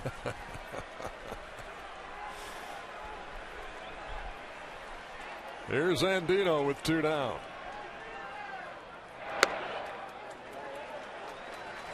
That is the difference between short and third. Sometimes you get caught in between. You can't back up. You can't come forward. You just have to try to make a play. As you remember the All-Star game when he shoved you off a third and back to short, Cal. I didn't like him very much for that. Nice breaking pitch by Pettit. All in a strike. Andy and his fastball's away, just missing a little bit more than he did early on. He was crisp early. They've gotten him out of the stretch a couple times. Sometimes when you're in a nice rhythm in the windup, you don't tell yourself, I don't care if I ever pitch out of the stretch. Making the adjustments, getting that fastball closer to look like a strike, and be able to effectively throw that curveball and then that cutter.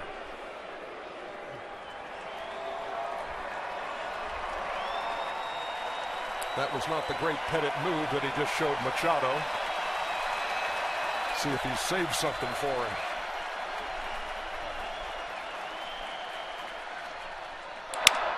Right back up the middle, but right at Cano, who gets the force at second. And that does it for the Orioles in the fourth. 2-1 game as we go to the fifth.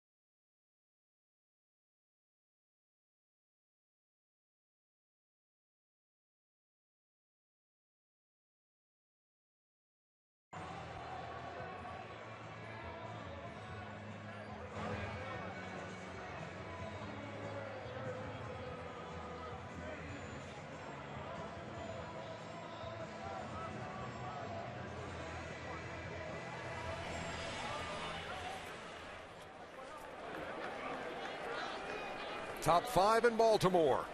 Orioles leading the Yankees 2-1. And Ichiro will lead it off for New York. Just a little tapper. Chen throws him out.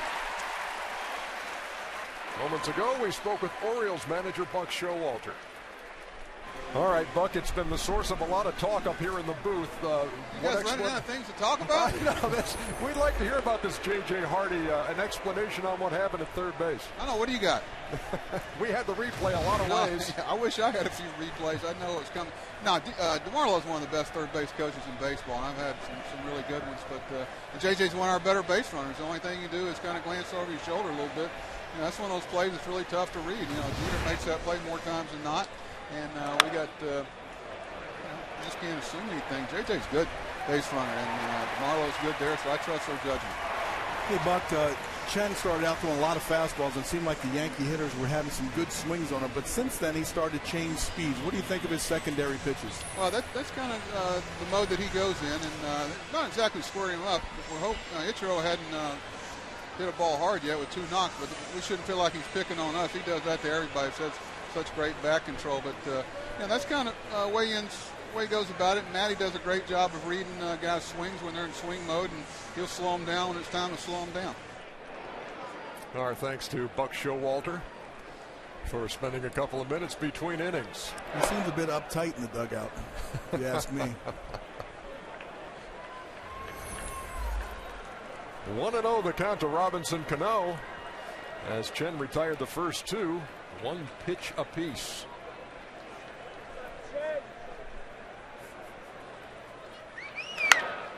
And that is a mighty easy inning.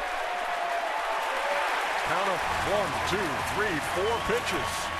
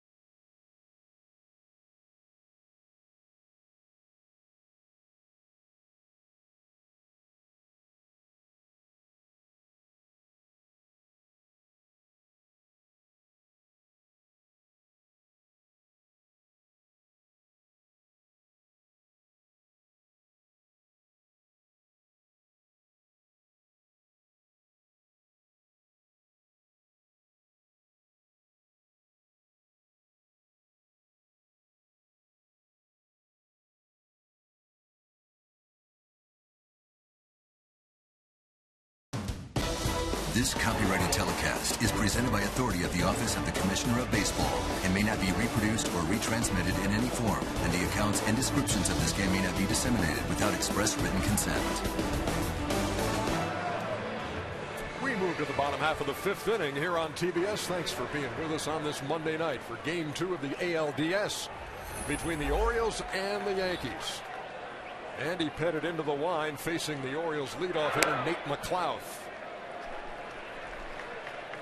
In the regular season, the Orioles and the Yankees were the top 2 home run hitting teams in baseball. New York with 245, a new franchise record. And that ball is under the glove of Teixeira, but it hits the first base umpire, Brian Gorman.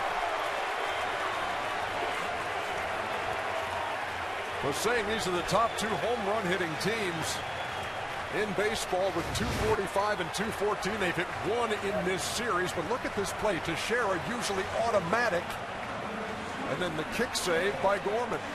Certainly, yeah, the ground ball comes down the line here. It looks like it takes a small bad hop. Let's see a real close look. Looks like he goes a little left. Yep, and he tries to get to it, but it's too close to him to actually make that reaction. Small bad hop. The normal fan won't see that, and he'll just think he missed the ball. But that ball took a little bad hop.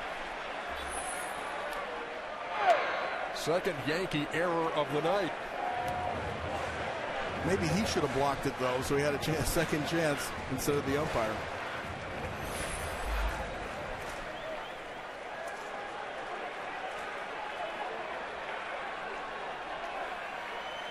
J.J. Hardy walked his last time and was right in the middle of that crazy play in which he held at third on a ball that went past Derek Jeter and into left field. Well, to back up your first point, Ernie, only since 1985, one team that led Major League Baseball in home runs has won the World Series. And the team to do it, the 2009 Yankees. When you get to this time of the year, you're facing 1, 2s, and 3s, sometimes an occasional 4. The 3-run homer that helps your ball club in the regular season. You got to be more creative. You got to make and we're seeing a team yesterday in the Yankees that executed when they had to, and you got to play a little bit more small ball, which they've done. That's why they got Ichiro. Unfortunately, Gardner has not been part of the mix, which is a big part of their speed and create runs without a home run. But you get this time of the year, more than likely you're going to see these kind of games. The Orioles with 11 runs in the postseason and none via the home run. Hardy again fouls it straight back. You guys are both going to think I'm a little nuts when I say this. Yeah, but we do. No, go ahead. The ball coming out of the grass, and the grass that's cross-cut, sometimes develops spin. And then when it hits a harder surface, it goes left or right. And so that hop right there is sort of a side hop, which you can go up and down in. But that does happen. You sound like a guy who speaks from experience at this yard, Cal. Well, if you've ever seen a ball snake, John, have you ever seen a ball snake? All the time in the outfield shagging. So that's what happens is the cross cut goes through and the grass is a way that makes the ball snake towards you. And outfielders have a tough time charging it aggressively to throw runners out of home plate. But it does happen in the infield as well. And J.J. Hardy is called out on strikes for the first out of the 5th.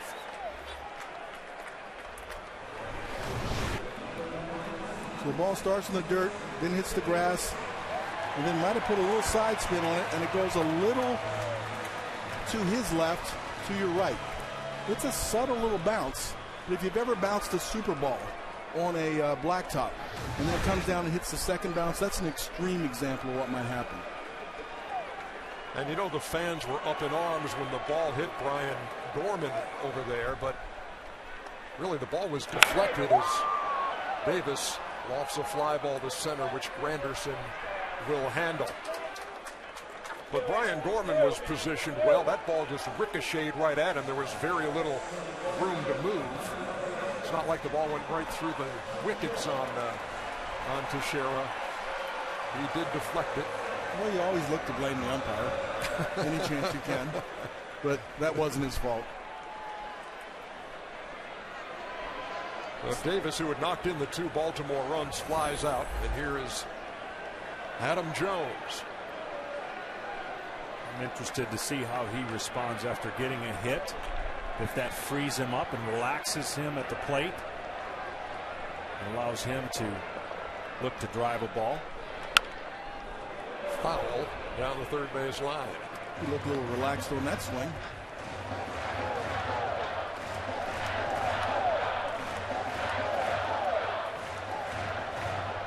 It was Jones who singled past Jeter on that play in which J.J. Hardy got deked, stuck at third while his third base coach DeMarlo Hale was waving him home.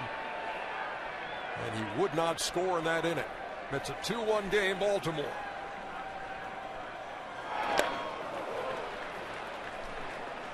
No balls and 2 strikes to the Orioles cleanup hitter. That was a nice changeup right there. Andy wasn't known for his changeup years ago, but he certainly picked up a pretty good one right now.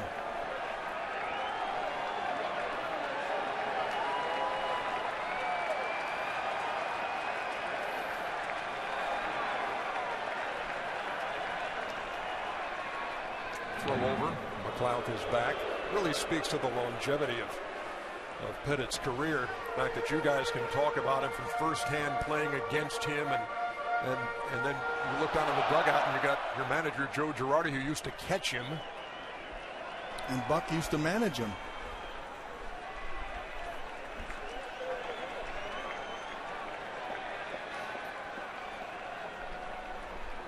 McLeod on the run. Ball hit to right. Swisher on and puts it away for the third out.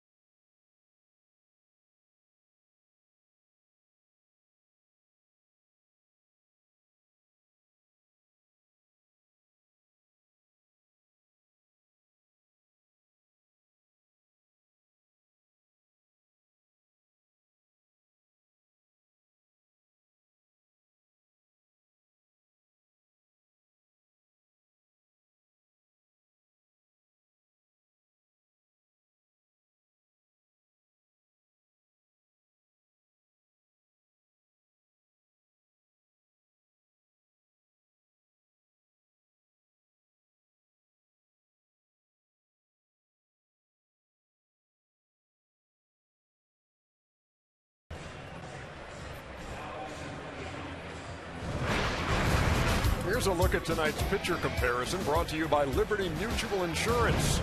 To see the numbers for Andy Pettitte, John, would you care to weigh in on Chen? Well, he's going against the veteran in Pettitte, and Chen has really held his own. He's held the Yanks to 1 for 6 with runners in scoring position. That's huge for a youngster making his first start. There's a lot of traffic on the bases. He's bending but not breaking, and that's really what the Orioles have done as a staff. Their first 3 games, each starter's given up a run with a potential more runs in the first inning. They limited the damage, kept their team in it. got a chance with a temporary 2-1 lead against the Yankees. Another good tight ball game between these two. Remember last night it was 2-2 going to the ninth. We're in the sixth in a 2-1 game. The Orioles lead it as Nick Swisher leads it off against Chen. Can't believe there was no reaction from Smolty on would you care to weigh in on Chen. Very disappointing. I'm sorry.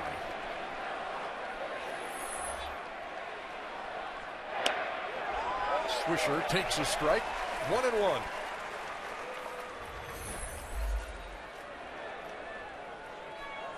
Chen faced the Yankees 4 times in the regular season. He was 1-2. Those 2 losses both coming in September on consecutive starts. And in the second one, they really roughed him up. 7 earned runs in 4 2/3. And they hit 3 home runs off of him. But tonight he's working with a 2-1 lead. The only New York run coming in the first. Now, the philosophy that he had, and many of that come abroad in Taiwan, he pitches with more rest. He's bought into the American system. Buck believes next year he's going to be stronger and better and really relish in a 5-man rotation. But with 6 days rest, we've told you his numbers. He definitely looks fresher, and it's paying off as they hope that he can give him a few more innings like he's done the first 5. That fastball at 91. Interesting when we were talking to Buck Showalter before the game about the fastball that he throws. Well, it's a fastball that, as a manager, I asked him, what can you tell seeing him for the first time? He said, well, the hitters are going to tell you.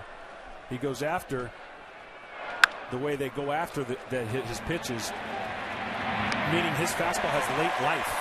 And that late life don't listen to the radar gun. The hitters are going to tell you that late life is he gets a lot of swings and misses and fly balls.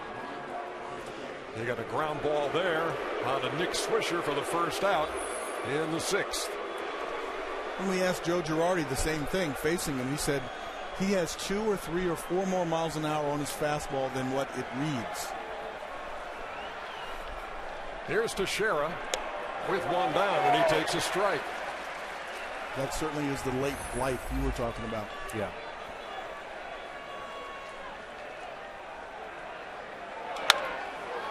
That ball in the air to left center field. McLeod wraps it up. 2 down. Aerial coverage provided by Goodyear. Everything Goodyear has learned making tires that go the distance inspires what they roll into yours. Goodyear. More driven. Beautiful shots on a very cool, crisp night here in Baltimore.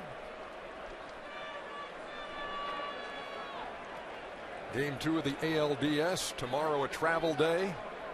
And then games 3, 4, and 5 would be in New York.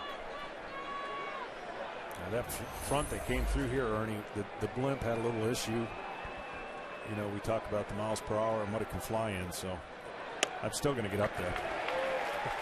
Fly this. Might be a nice way to spend your day off tomorrow. I'll meet you guys over there taking the blimp while you take the train. Well, 1-1 to Russell Martin. Had a big old cut but came up empty.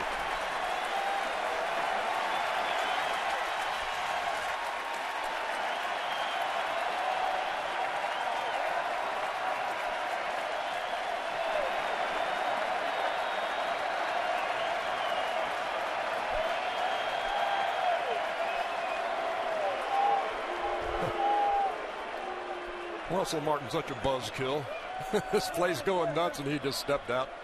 As for time, it's just a wonderful setting here on these October nights where baseball is still being played in the 2012 playoffs. 1 ball, 2 strike pitch.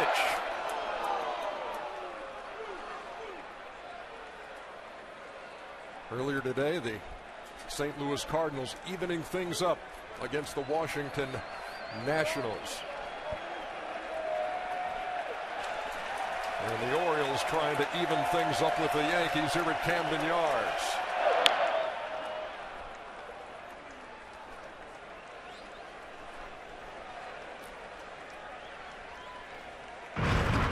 Check the NL bracket over here, Cal. And of course, the Cardinals, the reigning champions after beating the Braves and then got out the sticks today, tie things up. Cincinnati leading 2-0 with those 2 wins at San Francisco. It's looking more and more like basketball over here in the monitor. And John, where's this one? Well, it's a little bit low, but the pitch tracks has got it right across the bottom part of the zone. So the 3-2 hit hard and right through the wicket at short.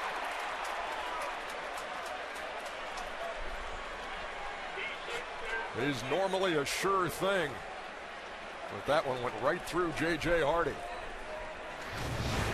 He hasn't had too many errors. This ball skips on him and stays down. The natural tendency is to come up. Came up a little too soon. The ball didn't bounce. Well, here's Curtis Granderson. This is not Friday the 13th, is it? Some weird stuff are happening in this game. Starting to feel that way. Hardy had 1 error in his last 70 games. I think that was against the Yankees as well. Well, the Yankees trying to cash in on that 2-out error here in the 6th. Martin with a lead at first, and Granderson waits. Popped him up. Foul territory, and Machado makes the play. The error doesn't hurt. It's a 2-1 game. We're heading to the bottom of the 6th.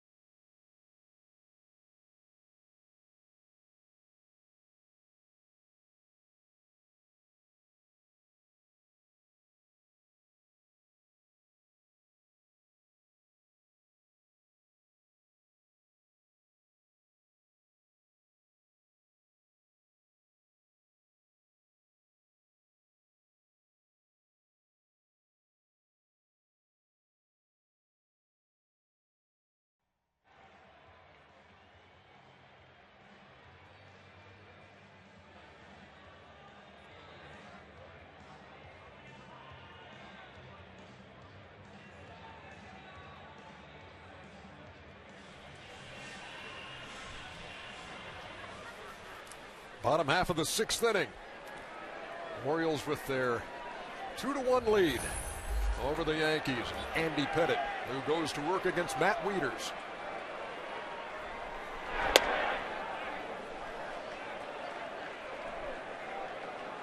Wieters 0 for 2 in this one, and now 0 for 10 in the postseason.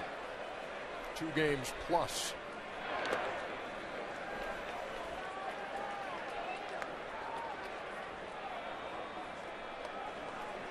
Cal, you've seen this kid develop in the short time he's been in the big leagues, and what have you seen in that time?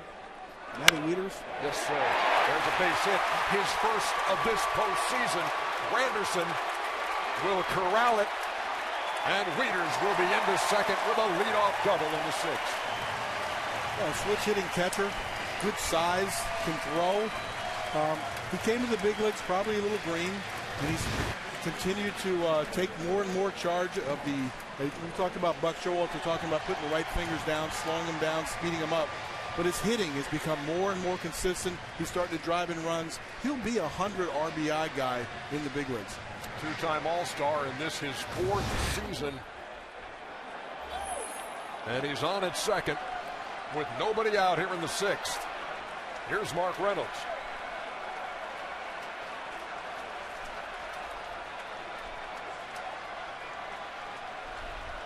Question I have, for as big as he is behind the plate, how long does he stay there before he either moves out to first base or DHs? I guess they had big shortstops, and sometimes they had to move to third.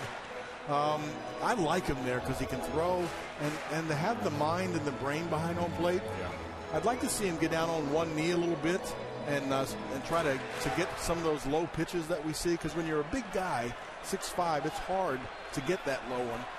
He's extremely athletic, though. That ball's hit the other way and past Cano into right field.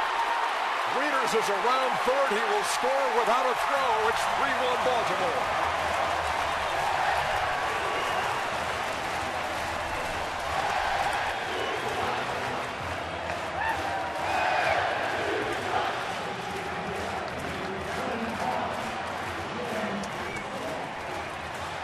To me, this is the ultimate reward for playing the game the right way. He consciously gets the ball to the right side, gets the runner over, gets the bonus of getting a hit as well. These kind of things are so important in postseason. Making the next guy contribute and aiding to your team's success.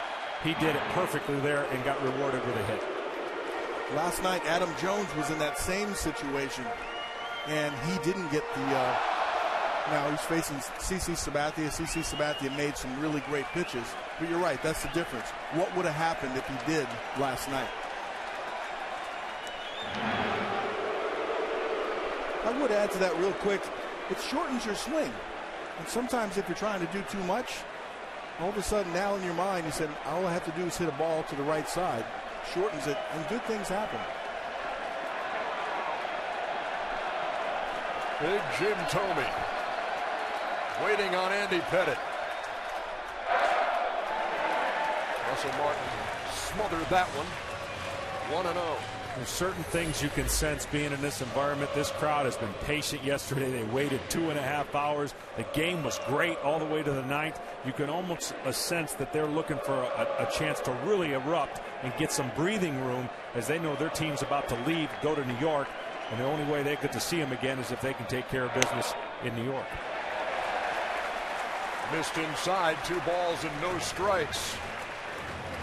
We're talking about combined 82 years on the mound and at the plate in this at-bat. 42-year-old Jim Thome and 40-year-old Andy Pettit.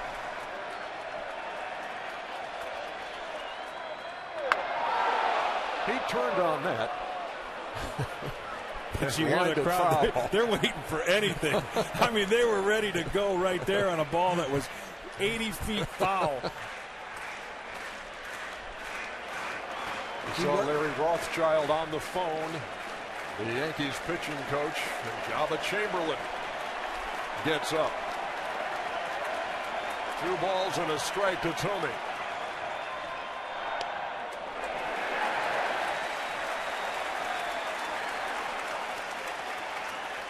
Thome's always had a really good idea of the strike zone.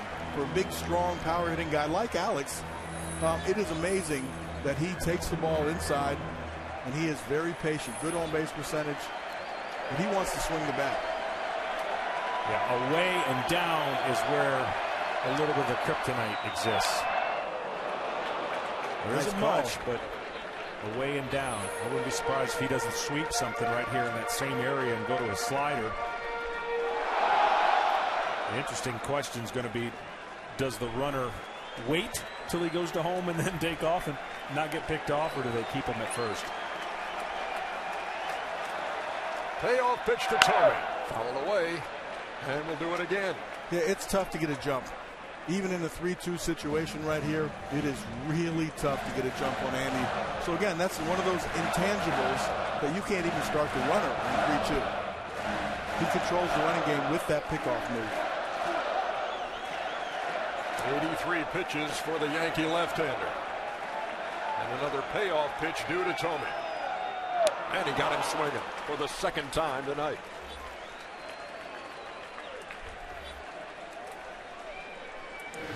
Well, away is the only chance you have against a guy who has hit 600+ home runs, and he paints him away.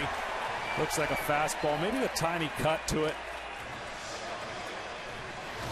And he does get the strikeout after falling behind 3-1. Fifth strikeout of the night for Pettit, one walk. And now here's a guy who's half his age, Manny Machado.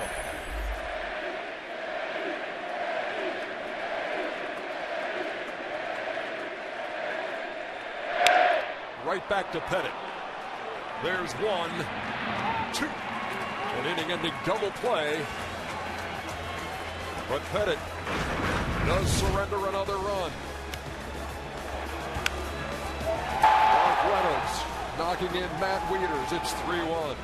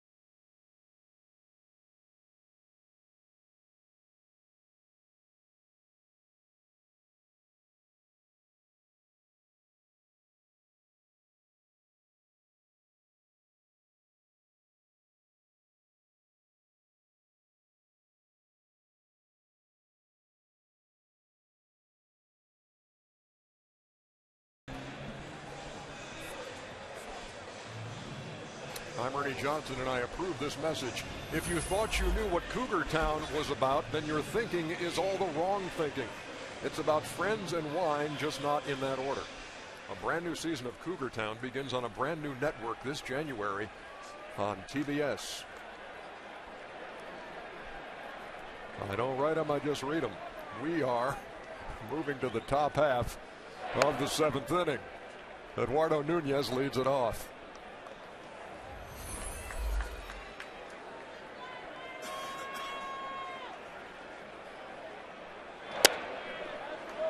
Chen delivers down low, 2 balls and no strikes. So the young left-hander, the rookie, who spent 4 seasons pitching in Japan, works in the 7th inning here in a game the Baltimore Orioles desperately need, trying to tie this best-of-5 up at a game apiece. You been impressed, John? I have. Tremendous. I guess the word I'd use, he's got a lot of guts. You know, he may not show a lot of emotions, but he's got a lot of guts. He's stuck with a game plan and then deviated. I think him and Wieters have done a nice job mixing up pitches when it looked like the Yankees came out of the chute just really ready for his fastball. And he's held his own. He's the only member of that rotation for the Orioles with more than 20 starts this year, 32 of them. Nunez took 2, 3, 4 steps toward first and now will make the slow walk back as Angel Hernandez called the strike. You know, we've had a few of these in the game. The umpires have done a nice job, but there's been a couple that have been close that have changed certain at-bats. The 9th inning was one before Jim Johnson gave up the home run. You just have to be able to come back, make pitches. 3-2 pitch, a blooper. Shallow right. Davis with the dive, can't make the play, and Nunez never stopped. Great hustling here in the 7th to lead it off with a double. In this case, it worked out better for the Yankees. He was walking to first base, and now he's standing on second after he puts the ball in place in the perfect place. It jams this ball out there, runs right away. He's hopeful it's going to be one of those, and great effort by Chris Davis here, but the dive causes the advancement to second base. And certainly, I'd rather have that guy on first base with the double play in order than a guy on second base with no outs. Great hustle. You saw Nunez, his speed coming into play last night also as a pinch runner when he scored from third with a head-first slide on a ball hit in the infield. Davis went all out for that one. But the Yankees have the leadoff hitter at second here in the 7th. And the top of the order, Derek Jeter.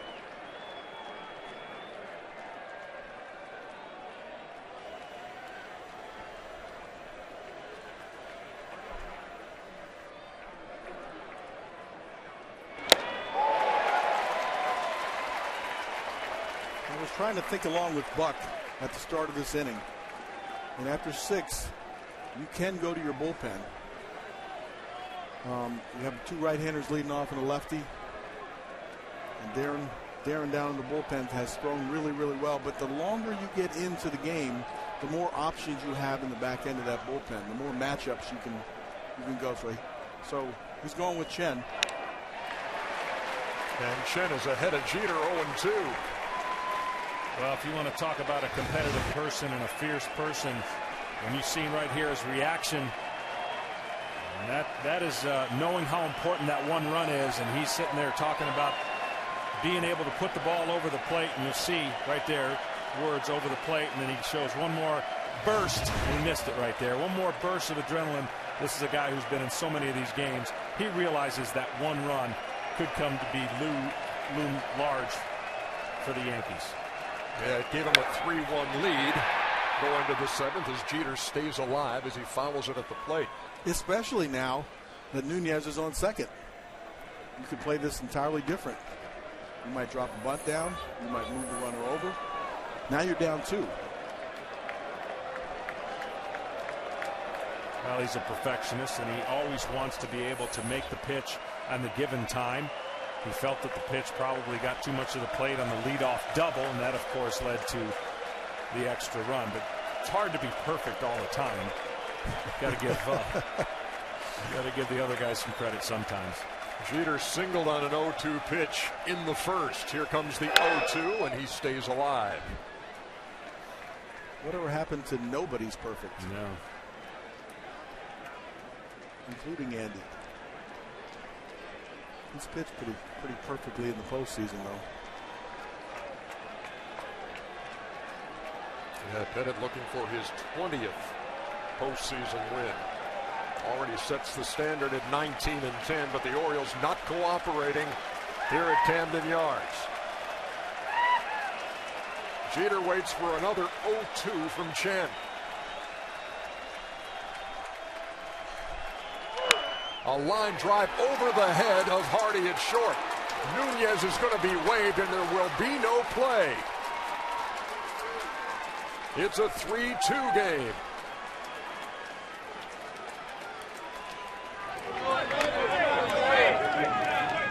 We've seen Jeter go to right field on a lot of pitches that are in. This time he pulls his hands in and actually gets a base hit rather than worry about getting the hitter over. Down by 2, he drives him in himself and keeps the rally going. Great job by Jeter.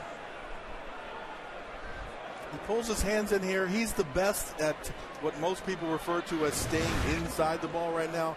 Pulling your hands in allows you to get the barrel of the bat, more of the barrel of the bat to the ball, which pushes that ball out to left field. Nate McLeod did a nice job of not attempting to throw home, by the way, to keep Jeter on first. Nunez can fly. Ichiro shortened up to bunt, took it 0-1. So Jeter, who led the major leagues in hits, has 4 in this series. 2 last night, 2 tonight. Ichiro's 1 out of 3. Reached on an error and danced around Wieters to score the first New York run in the first. There's the speedy Nunez.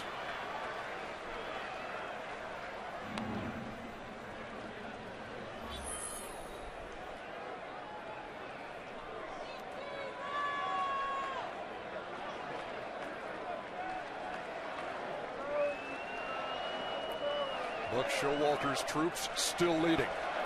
But just by 1 over Joe Girardi's bunch. Did you ever? Ichiro squares again, bunts foul, and it's 0-2. If you're Joe Girardi, you got to be really, really happy that Pettit has gotten you to this point. Gives him so many more options, even though CC pitched deep into the game last night. He was ready, but now it gives him many, many more options from this point forward.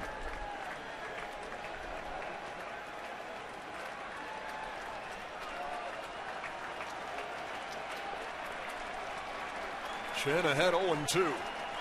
Jeter with the lead at first as Ichiro waits.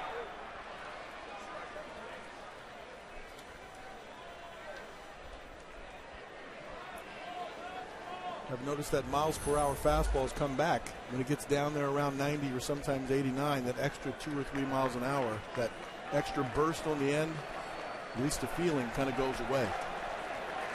Ichiro can foul off so many good fastballs. You'd be tempted to throw something slow and sweeping away and see if he can't pull it to the second baseman. They went up and changed his eye levels, but he does move towards first base and keep his hands back as best as anybody, but he'll spoil so many pitches that it drives you nuts and actually will bait you into sometimes what he wants. Pitcher gets frustrated when you keep throwing fastballs and he fouls them away. I can tell. I'm frustrated. The 1-2 reaches out, slats it to short. Hardy for 1 and to first, not in time. And see, that's the right idea. You got to get something slow and get him to reach. But what he does so well is gets down the that's a double play for anybody. And look how quick he gets down the line. The only chance is maybe if he hits that ball to second and that turn comes a little quicker. But that, all you can ask is a pitcher, and Buck's probably going to take him out. What a great job. Listen to the crowd reward him for his effort.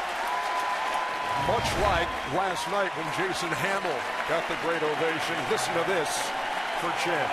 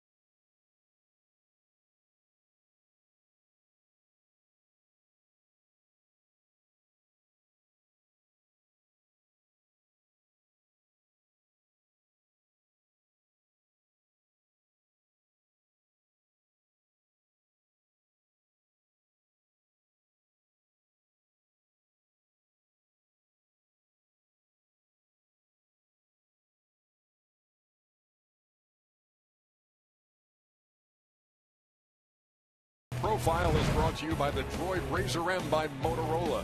Darren O'Day is on. Darren O'Day, I'll tell you what, that record reflects how nasty he can be. I mean, side armor specialist, but he can throw to righties and lefties. He's got a riser, a slurve, a frisbee, a fastball, and I'm sure a changeup. But he is in a big spot right here against A-Rod. And in this postseason, he's been Darren every day. Third game for the Orioles this postseason, that wild card win against Texas. And this is game 2 of the ALDS, and he makes his third appearance. He will face Alex Rodriguez. Robinson Cano is in the on-deck circle. Brian Mattis, a left-hander, getting loose in the Oriole pen. Wheels are turning here in the 7th in a one-run game.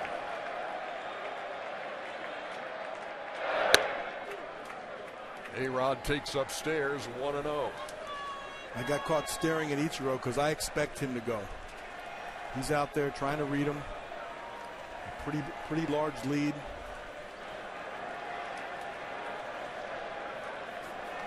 Nunez led off the inning with a hustling double and scored on Jeter's single that cut the lead to 1. Not going as A-Rod swings through it. 1-1. I might have changed my mind. He might not be going. No indications right there. He could be setting him up, though.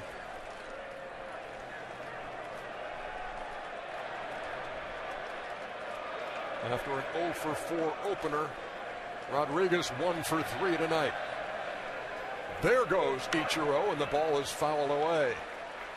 Wow, he had it stolen too. I know as a hitter you're looking to drive a pitch that you like to see. But in that case right there, it was hands down stolen. Yeah, I don't think that was a hit and run that they put on, but I think Alex might have tried to make that a hit and run. It looked like he tried to take a shot that way. The whole right side of the infield was open. It sounds weird saying that, but he has that kind of back control. A ball and 2 strikes. High and away, count even. When you have somebody like this that throws from the side and can sink and get you into a double play situation, I liked to have the runner on first base running. I'm going to hit a lot of ground balls anyway. Let me shoot one to where there might be a vacant hole and go first to third. There's the frisbee.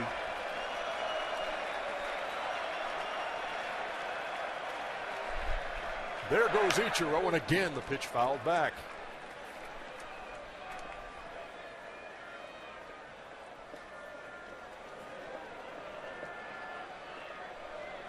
That is Yankees third base coach Rob Thompson. Flashing signs to Ichiro at first. He's there with 1 down and 1 in here in the 7th.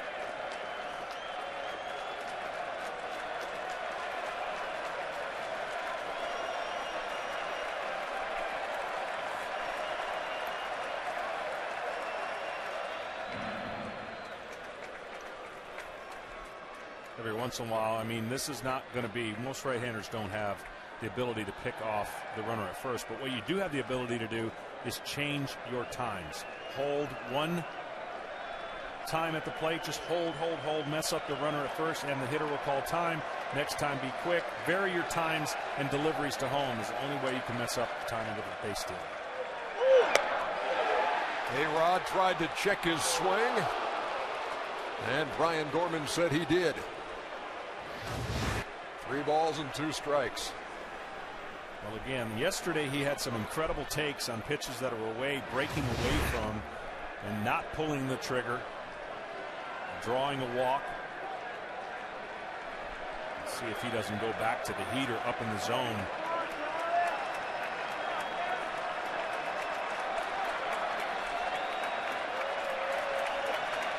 The 3-2 pitch from Darren O'Day. There goes Ichiro. Struck him out, but did not throw him out. Ichiro in with a stolen base.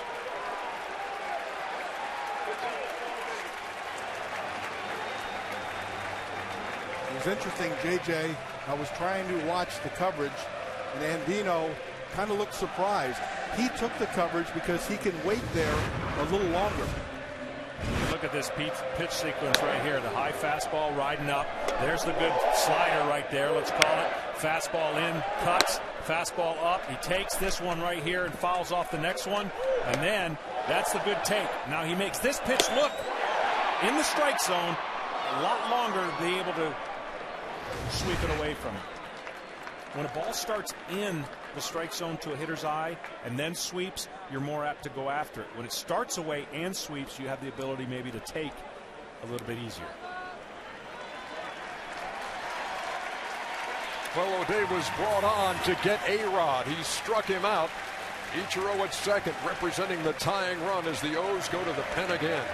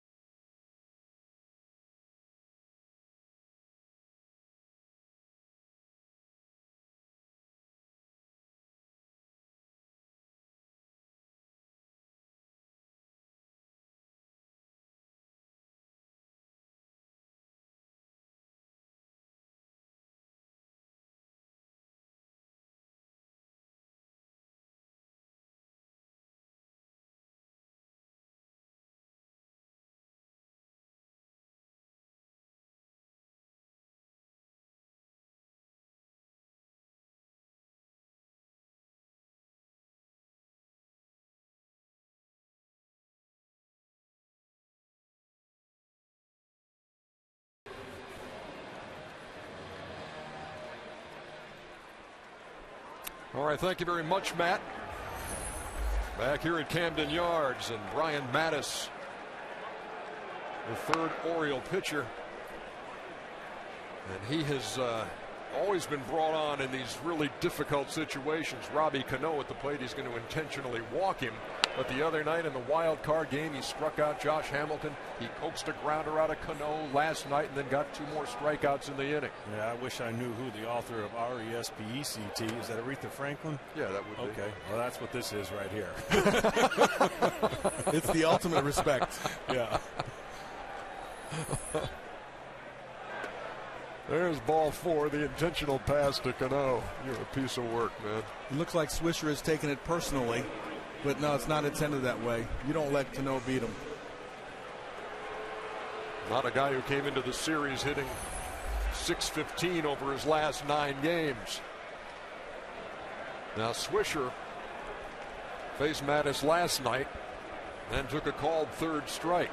He bats now with runners at first and second in a 1-run game. And this is where everything gets magnified in a small sample, but this bigger sample for Swisher, 1 for 32.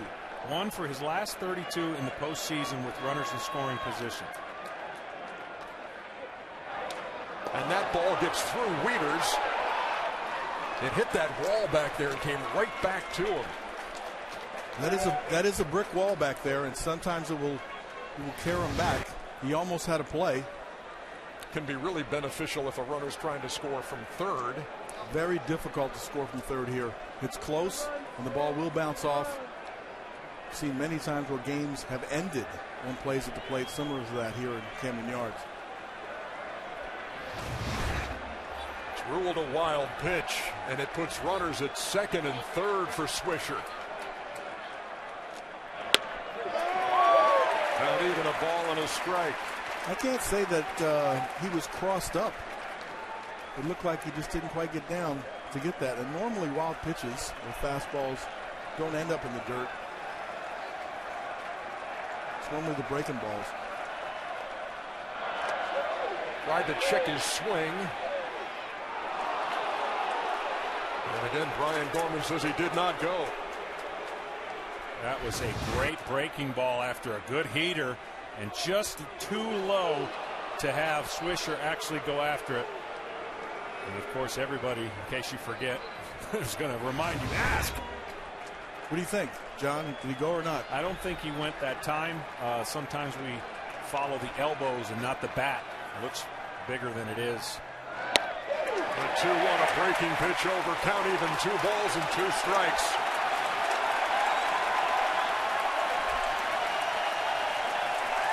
We've seen this situation, I'm sorry, before, and he's got a really good heater. After he's thrown a couple good breaking balls, he has blown away some great hitters with his fastball. See what he goes to, 2-2. Tying run at third, go-ahead run at second. Full count.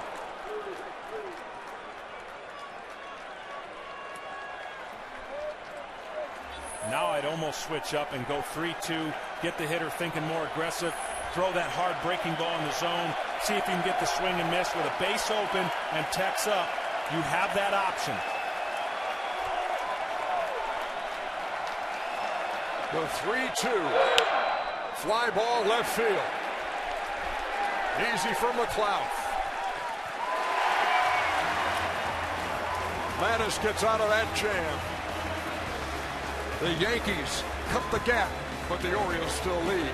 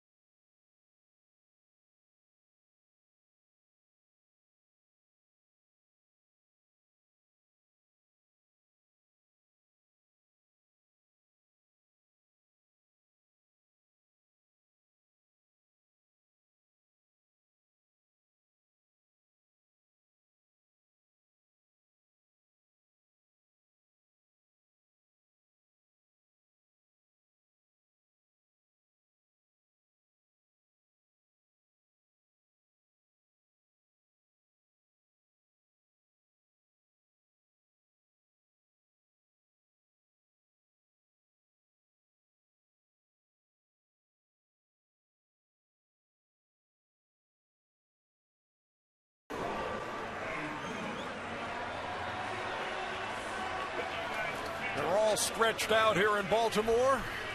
Orioles lead at 3-2. Who will become a legend this October? Cast your postseason vote at MLBFanCave.com. Bottom half of the 7th inning, and the number 9 hitter leads it off for Baltimore. Robert Andino against Andy Pettitte. I'm still surprised no one has tried to bunt on him or do anything different than the traditional swing away. Andy Pettitte coming off that broken ankle, not had to do much, go to first or cover any ground. But we're in the 7th inning, so trying to hit their way on.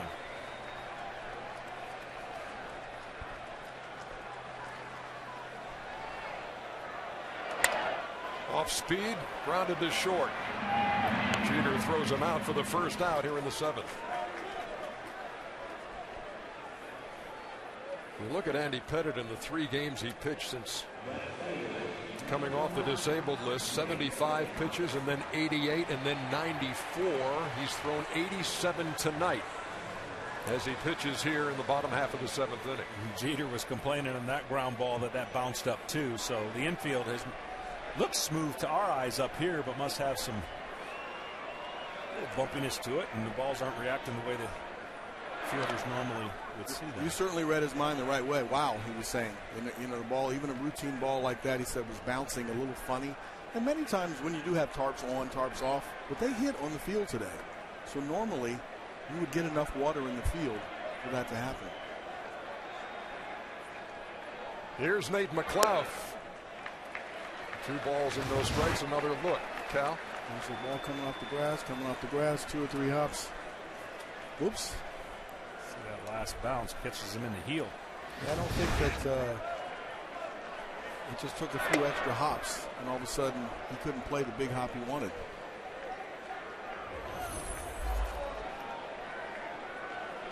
McLeod, who knocked in 2 runs last night, has scored 1 tonight.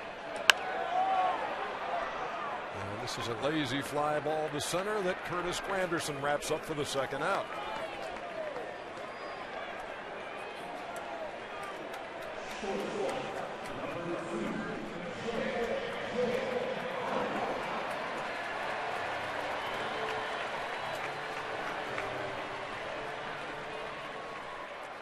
Again, Larry Rothschild, the Yankees pitching coach, with the open lines of communication with the Yankee bullpen. It's interesting. Both managers have a tough task when trying to figure out what do you do with your starter. But Joe just has guys with more resume, more history. Whereas Buck's trying to figure out how do you push the envelope? How far do you go with the guy? He's got a bullpen that's been outstanding all year. But Joe has been able to ride out 2 horses really and just keep them in the game and then look for that magic for their offense like they had yesterday. 1-1 pitch. So what you're saying is Joe, when he looks at Sabathia and Pettitte, he has a lot more confidence taking them deeper in the ball game. Yeah.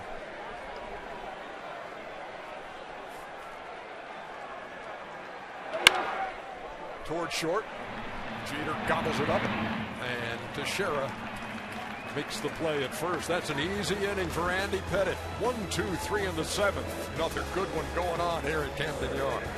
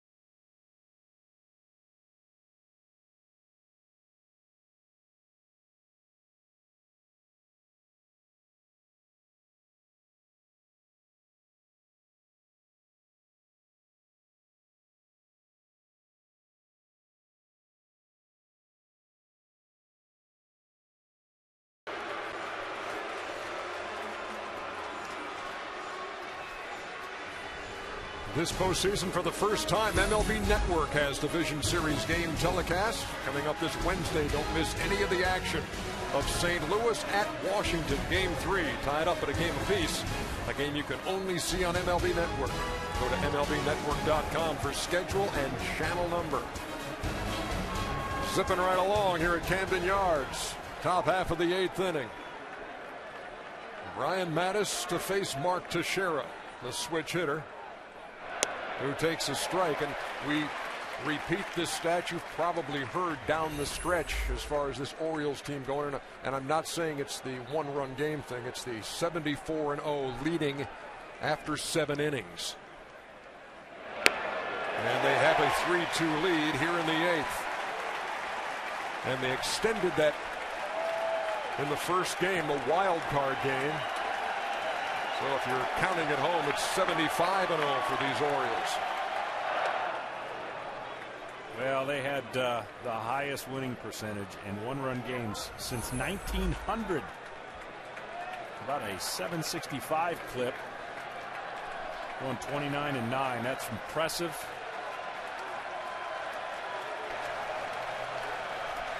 Mattis ahead of Teixeira. A ball and 2 strikes, and the count even.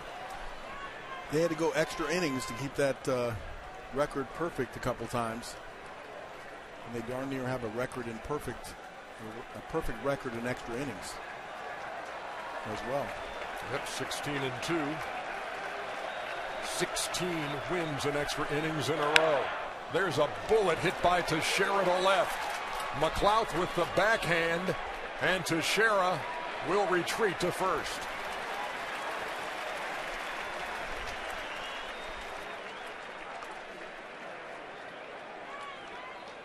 Again, we've talked about the left calf injury that he's coming back from.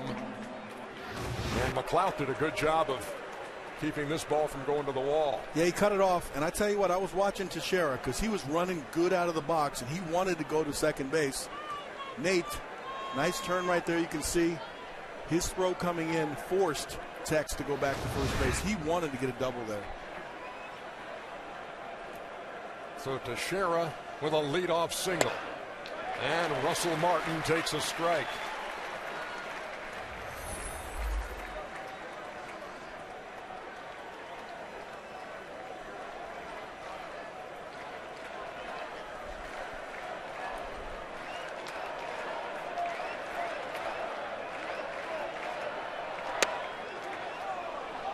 Of course, last night in a 2-2 game in the 9th inning, Martin, who says he loves situations like this, delivered. Solo homer, broke the tie, and then the Yankees broke it open with 4 more in the 9th. The 1-1 misses outside. 2 balls and a strike. I know this sounds crazy, but the first at bat of this inning, you get to 0-2 so easy, and then you're like, now what? Because he took those 2 pitches, 2 good curveballs, and then you try to make them better and better and better, and you work into a 2-2 count. As we can see that by that last picture, Mark Reynolds is not even holding Teixeira on. So they have no feeling that Tex is going to take off, and they're going to play the advantage of playing behind him. Not holding the runner on and covering that hole in the right side. The 2-2, strike 3 called to Martin. 1 down.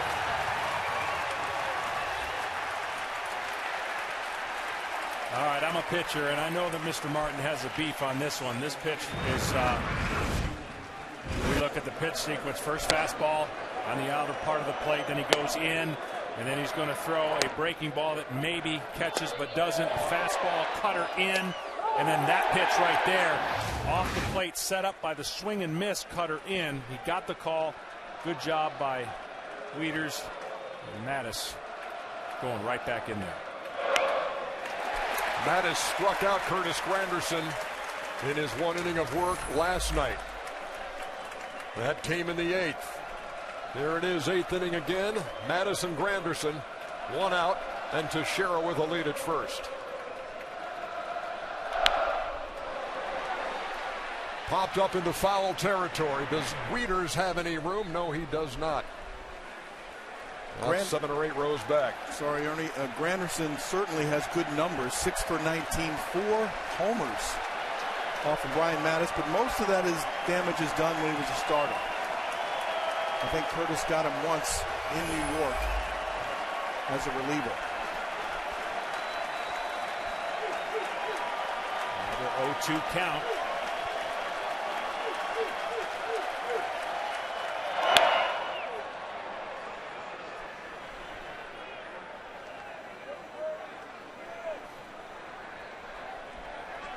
Curtis fouled off a pitcher's pitch. It's paint on the black.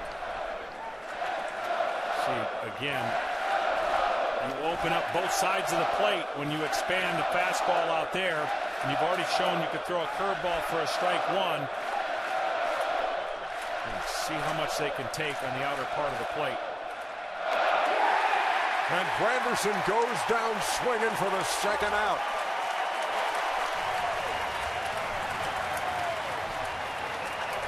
I know they have high hopes right now for this kid to be a starter. He possesses 4 great pitches. That's a nasty curveball that never even came close to throwing for a strike. But when it came out of his hand, you have to respect the fastball. And as a hitter, you're seeing that ball up, but then the depth of that break fooled Granderson.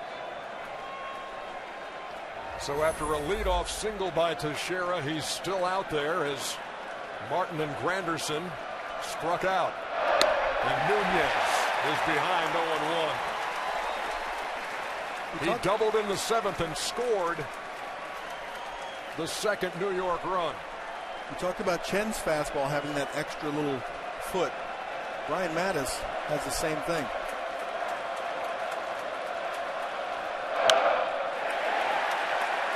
How about this, John? Another 0-2 count. Well, he gets there quick. He really does. He's got electric stuff. This crowd has got electric stuff right now.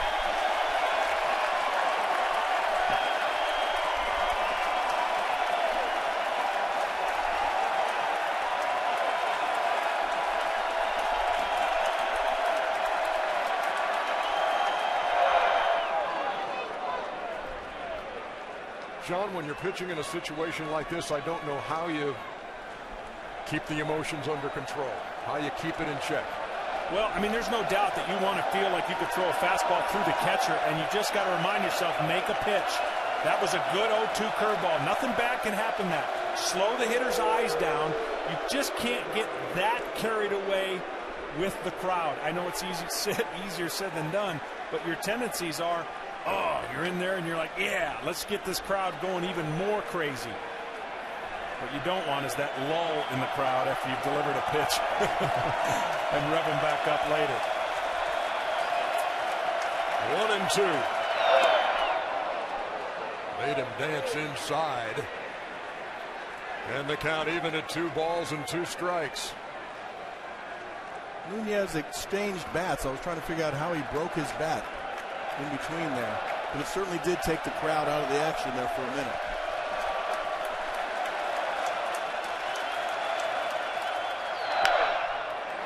In the air, behind first, Mark Reynolds.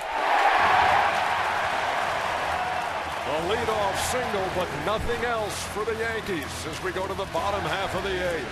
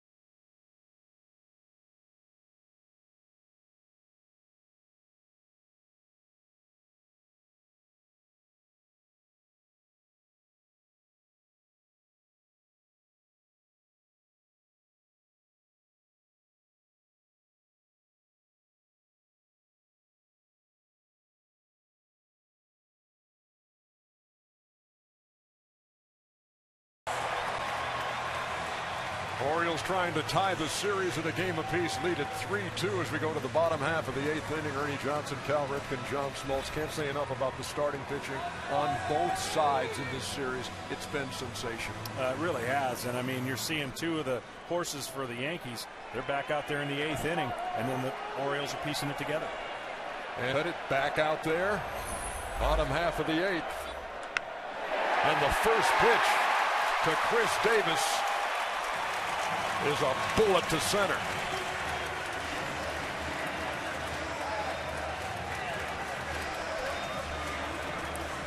Cal, that's just going up there knowing you're going to get that pitch, and then when you get it, you don't miss it.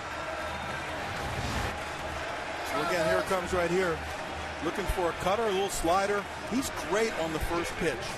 He swings the bat. When he swings the bat, he is great on the first pitch. And yeah, I'm sure each of the other bats set up what he wanted to look for right there.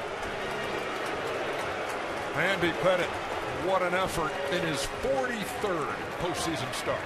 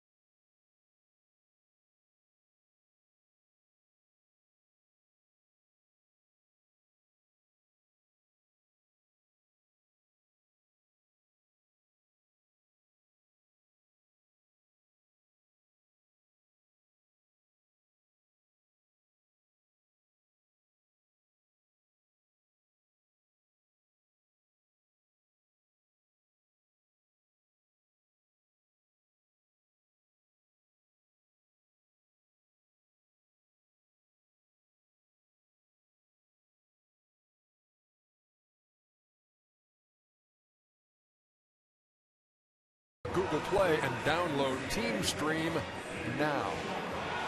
Check out Bleacher Report.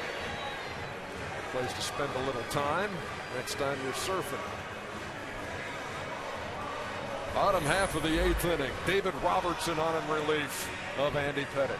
Well, David Robertson, before he got hurt, he had an incredible stretch of pitching where he doesn't throw anything straight. Everything cuts. He just said, I can't throw it straight. So he's used that cutter, that Mariano Rivera-like cutter, to his advantage, getting better and better the more he goes back out there. Endy Chavez, the pinch runner for Chris Davis, who opened the 8th with a line single. You talk about a guy who just flat out competes. Andy Pettit. And now he just watches as Adam Jones comes to the plate. Nobody out, one on in a one-run game.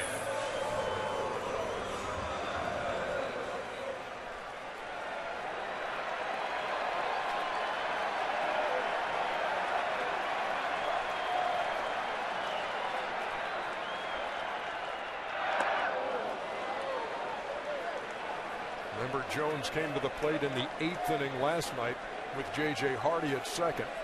Could not move him over, struck out for the first out. And they went to the 9th, tied at 2. That's when the Yankees took over. Here they lead 3-2 in the 8th. Chavez at first, but nobody out.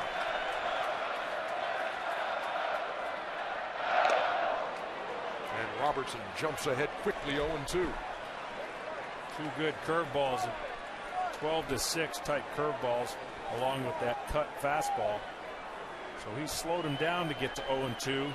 See if he doesn't rise one up there, cut one away an 0-2 pitch to change his eye level, or just go with the third straight curveball.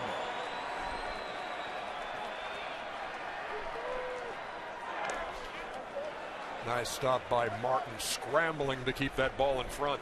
I know a lot of people get credit, and Buck deserves all the credit as well as some other people, but Andy MacPhail really, before he resigned, got this team to where they're at. I mean, he traded for Adam Jones, Hardy, Reynolds, Andino, Tillman, Steve Johnson, Pedro Strop. I mean, he put together this team, and he's got to feel pretty good about, even though he's not part of it right now, that he had a big hand in what this team has been able to do under the leadership of Buck. Here comes the 1-2. Yeah, I know Andy takes pride in what he was able to do, how he was able to align the rebuilding process. He put a couple people up, Tejada and Bedard, to land big guys coming back. Adam Jones came back, so certainly I'm sure he's sitting watching this telecast very proud of the team that he was able to help assemble. He drafted Bundy, Machado, Mattis, and signed Matt Wieters, so that's a big chunk of who's out here doing what they're doing now in October. Just a little tapper that Robertson fields. Gets the out at first. And Chavez moves to second. That check swing was a productive out. I'm wondering, Robertson jumped on that so quick. I don't even think he took a glance to second to see if there was a play, but made up his mind and got the easy out at first. I know Adam wasn't too happy with it. Certainly getting another guy in scoring position and 2 cracks at getting a little insurance run. I'm sure Buck is happy about that. So here's Matt Wieters. Doubled and scored his last time.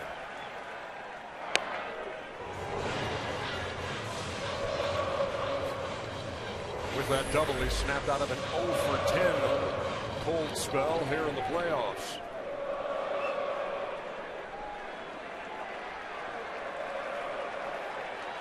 An insurance run out there at second.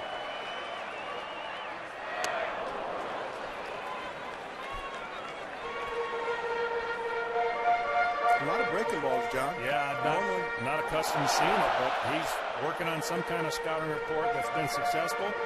Guys know that normally they're going to come after you with cutters, and he's thrown some really, really great breaking balls.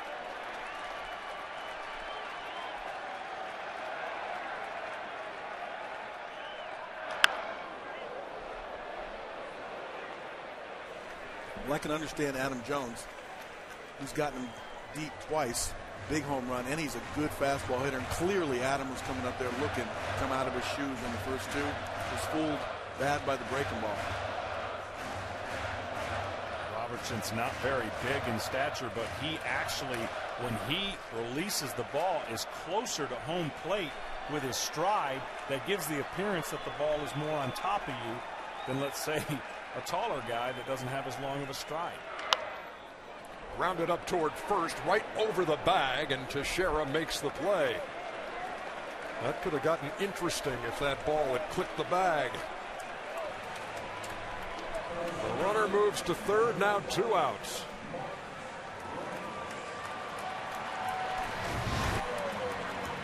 Take a look at this, Cal. Yeah, we saw a few bad hops tonight, but I don't know how you can play and predict that the ball was going to hit. It just goes over the bag. Tex is in good position. You better believe Tex was anticipating that might hit the bag. Speaking of anticipating, the first 2 hitters have seen nothing but breaking balls since he's come in. Does Reynolds anticipate a breaking ball and look to drive one higher up in the zone? Runner at third and 2 outs. I think he was anticipating a breaking ball and got surprised on the fastball.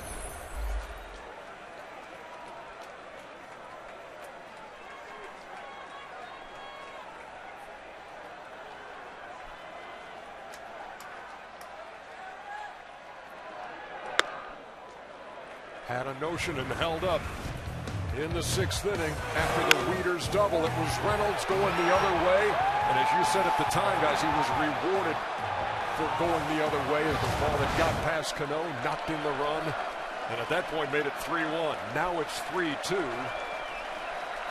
Orioles trying to pad that lead with Chavez at third and 2 out. Nice pitch, 1-2. I still can't believe we're talking about small ball with these two teams. The way that they went after each other during the regular season, the home runs that they hit. And we're talking about moving a runner over and getting rewarded in this series.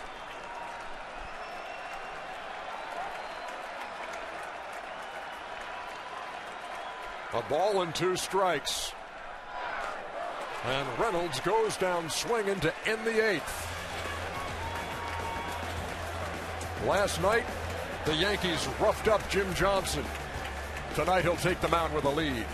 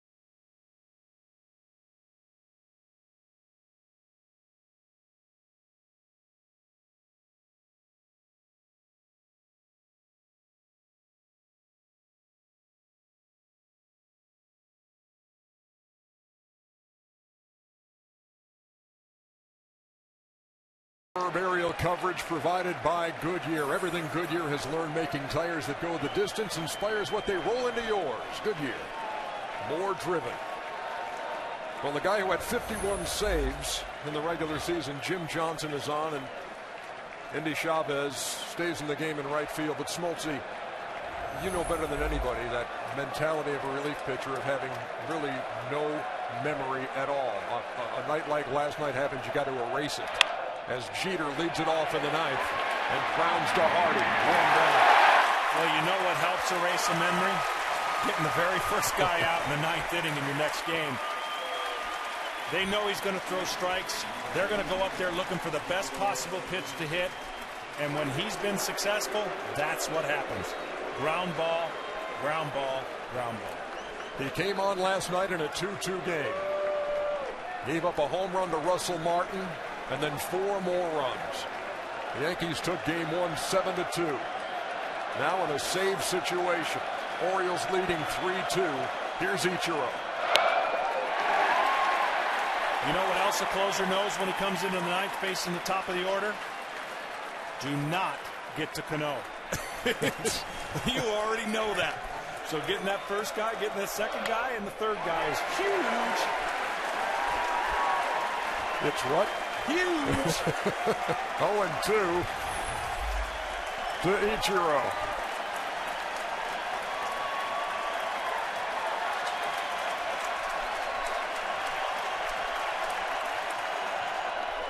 Who ran it inside? You don't want to walk if you're an Oriole fan. You don't want to walk. You don't want to hit batter. You don't want any of that stuff. I was going to ask John, the adrenaline. Clearly, Johnson's got a lot of adrenaline flowing right now. 96 on that last pitch. There's nothing in a regular season game that duplicates this. Grounded up the middle. Andino throws him out. 2 up, 2 down in the ninth to Craig Sager. Playoff baseball is back in Baltimore, and it is loud and noisy. I have right here a sound level meter reaching 120 decibels. To put this in perspective, the loudest arena in the NBA is the Thunderdome in Oklahoma City, where the sound this spring was about 109 decibels. So let's face it, this crowd at Camden Yards has topped the crowd at the Thunderdome as the loudest I've seen in many a year in sports. EJ. Thank you, Segs. Alex Rodriguez with 2 down to face Jim Johnson. You know what that little gadget read last night in the 9th inning? 0. But this is a different night, and so far it's been a different Jim Johnson. They overthrew that last one.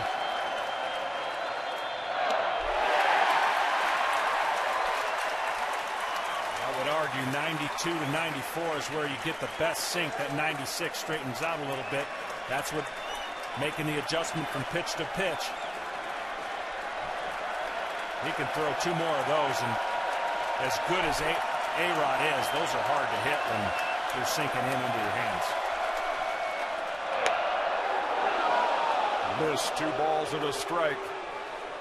The guy that John Smoltz says you do not want to face in the 9th inning is waiting on deck. Robinson Cano.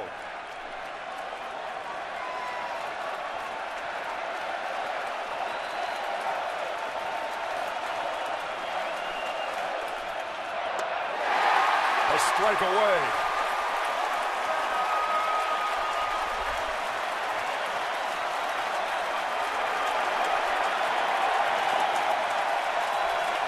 This is where you got to breathe and make a pitch.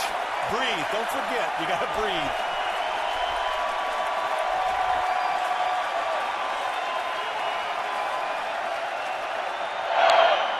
Fouled off to stay alive. So, Cal, if John says you've got to breathe and make a pitch, you're a hitter right now in this atmosphere. What are you doing?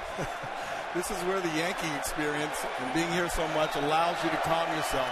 Yeah, you want to breathe. You want to say, hey, just see the ball. Don't try to do too much and get a good swing on it. But this is a tough situation. Loud, your heart's pounding, and you're trying to stay alive. The 2-2 will not be made. Angel Hernandez stepped out, called time. That was the catcher right there. Catcher called time. That was not A-Rod. He may not have liked what he put down or just where he was at, and you see him saying, my bad.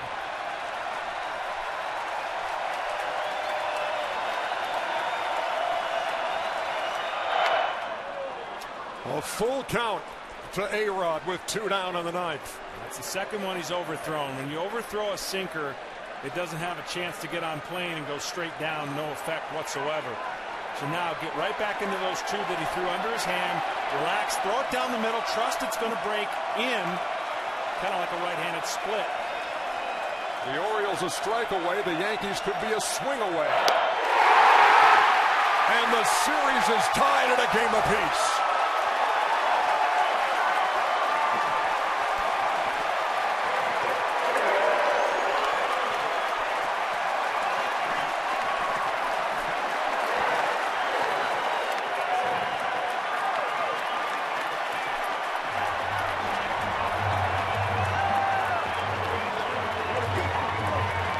Jim Johnson, who led baseball with 51 saves, gets his biggest save of the season. Orioles get a split at home. The next 3 are in the Bronx.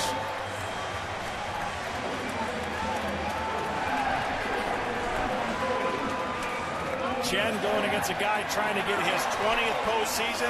He comes up with his first postseason win. Great job by the young left-hander. Here's a look at tonight's Chevy Player of the Game.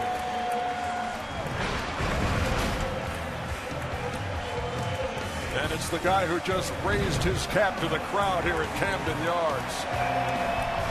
Wei-Yin Chen. In his first postseason start, pitches into the 7th and beats Andy Pettitte. Did a great job, had the bases loaded. Of course, the crazy first inning. That could have got away from him, but he believed in what he was doing. Wieters got him through the game. They changed speeds in the middle part, and he went after him with his fastball. Chris Davis was a candidate for Player of the Game. I'd like to put that out there. Hit third, moved to the 3rd spot. That worked out well for the Orioles. But again, what a crazy, close, wonderful win. That's 30 one-run wins for the Orioles. This one comes in the ALDS. Down to Craig Sager. Well, with Chris Davis, a couple of hits off Andy Pettitte tonight as Ernie Johnson's had another one-run win, but this one's a little bit different. Look at this crowd. What's this one mean? It means everything. I mean, you definitely don't want to go into New York in a 5-game series down 2 games. This is big, having the day off tomorrow, hopefully building some momentum, and we can take that into New York. You had as many hits off Andy Pettitte tonight as you previously had in your career. I taught you before the game, you said you looked at every one of those at-bats. What did you learn? Try not to do too much. I mean, he's a good pitcher. He knows how to pitch, and he knows how to use your weaknesses against you. And I just went out there, didn't try to do too much, look for a pitch out over the plate, tried to stay up the middle. What has this team gained experience-wise, winning the wild card game in Texas and then playing these 2 games even? I think it's really put us through pressure situations and taught us how to deal with, the lows and the highs of the game. You got to be able to put the lows behind you and ride out the highs.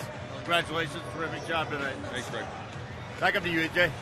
All right, thank you very much, Craig Sager. How good has this been, this head-to-head all season long between the Yankees and the Orioles? 9-9 in the regular season, 1-1 now in the American League Division Series, Cal. Well, again, they were pounding home runs in those other games, and tonight they squeaked out a win. The Orioles did, so they can go to New York 1-1. But these guys compete. They go after it. It almost goes down to the last swing at home plate. It's just a evenly matched team, and they both want to win equally as bad. I'm going to guarantee you one thing. When this series is over, they won't be tied. I appreciate that insight. I'm glad you saved it till the very last moment. Our final score, the Orioles even the series 3-2 over the Yankees. Tune in tomorrow on TBS as postseason coverage continues at 5 o'clock Eastern with MLB on deck. For John Smoltz, Cal Ripken, Craig Sager, the rest of the crew, this is Ernie Johnson bidding you a good night from Baltimore. Following a quick break, stay tuned for Inside MLB presented by Captain Morgan. Remember to drink responsibly. TBS is your home for the Division Series and the exclusive home of the ALCS. We'll see you from the Bronx.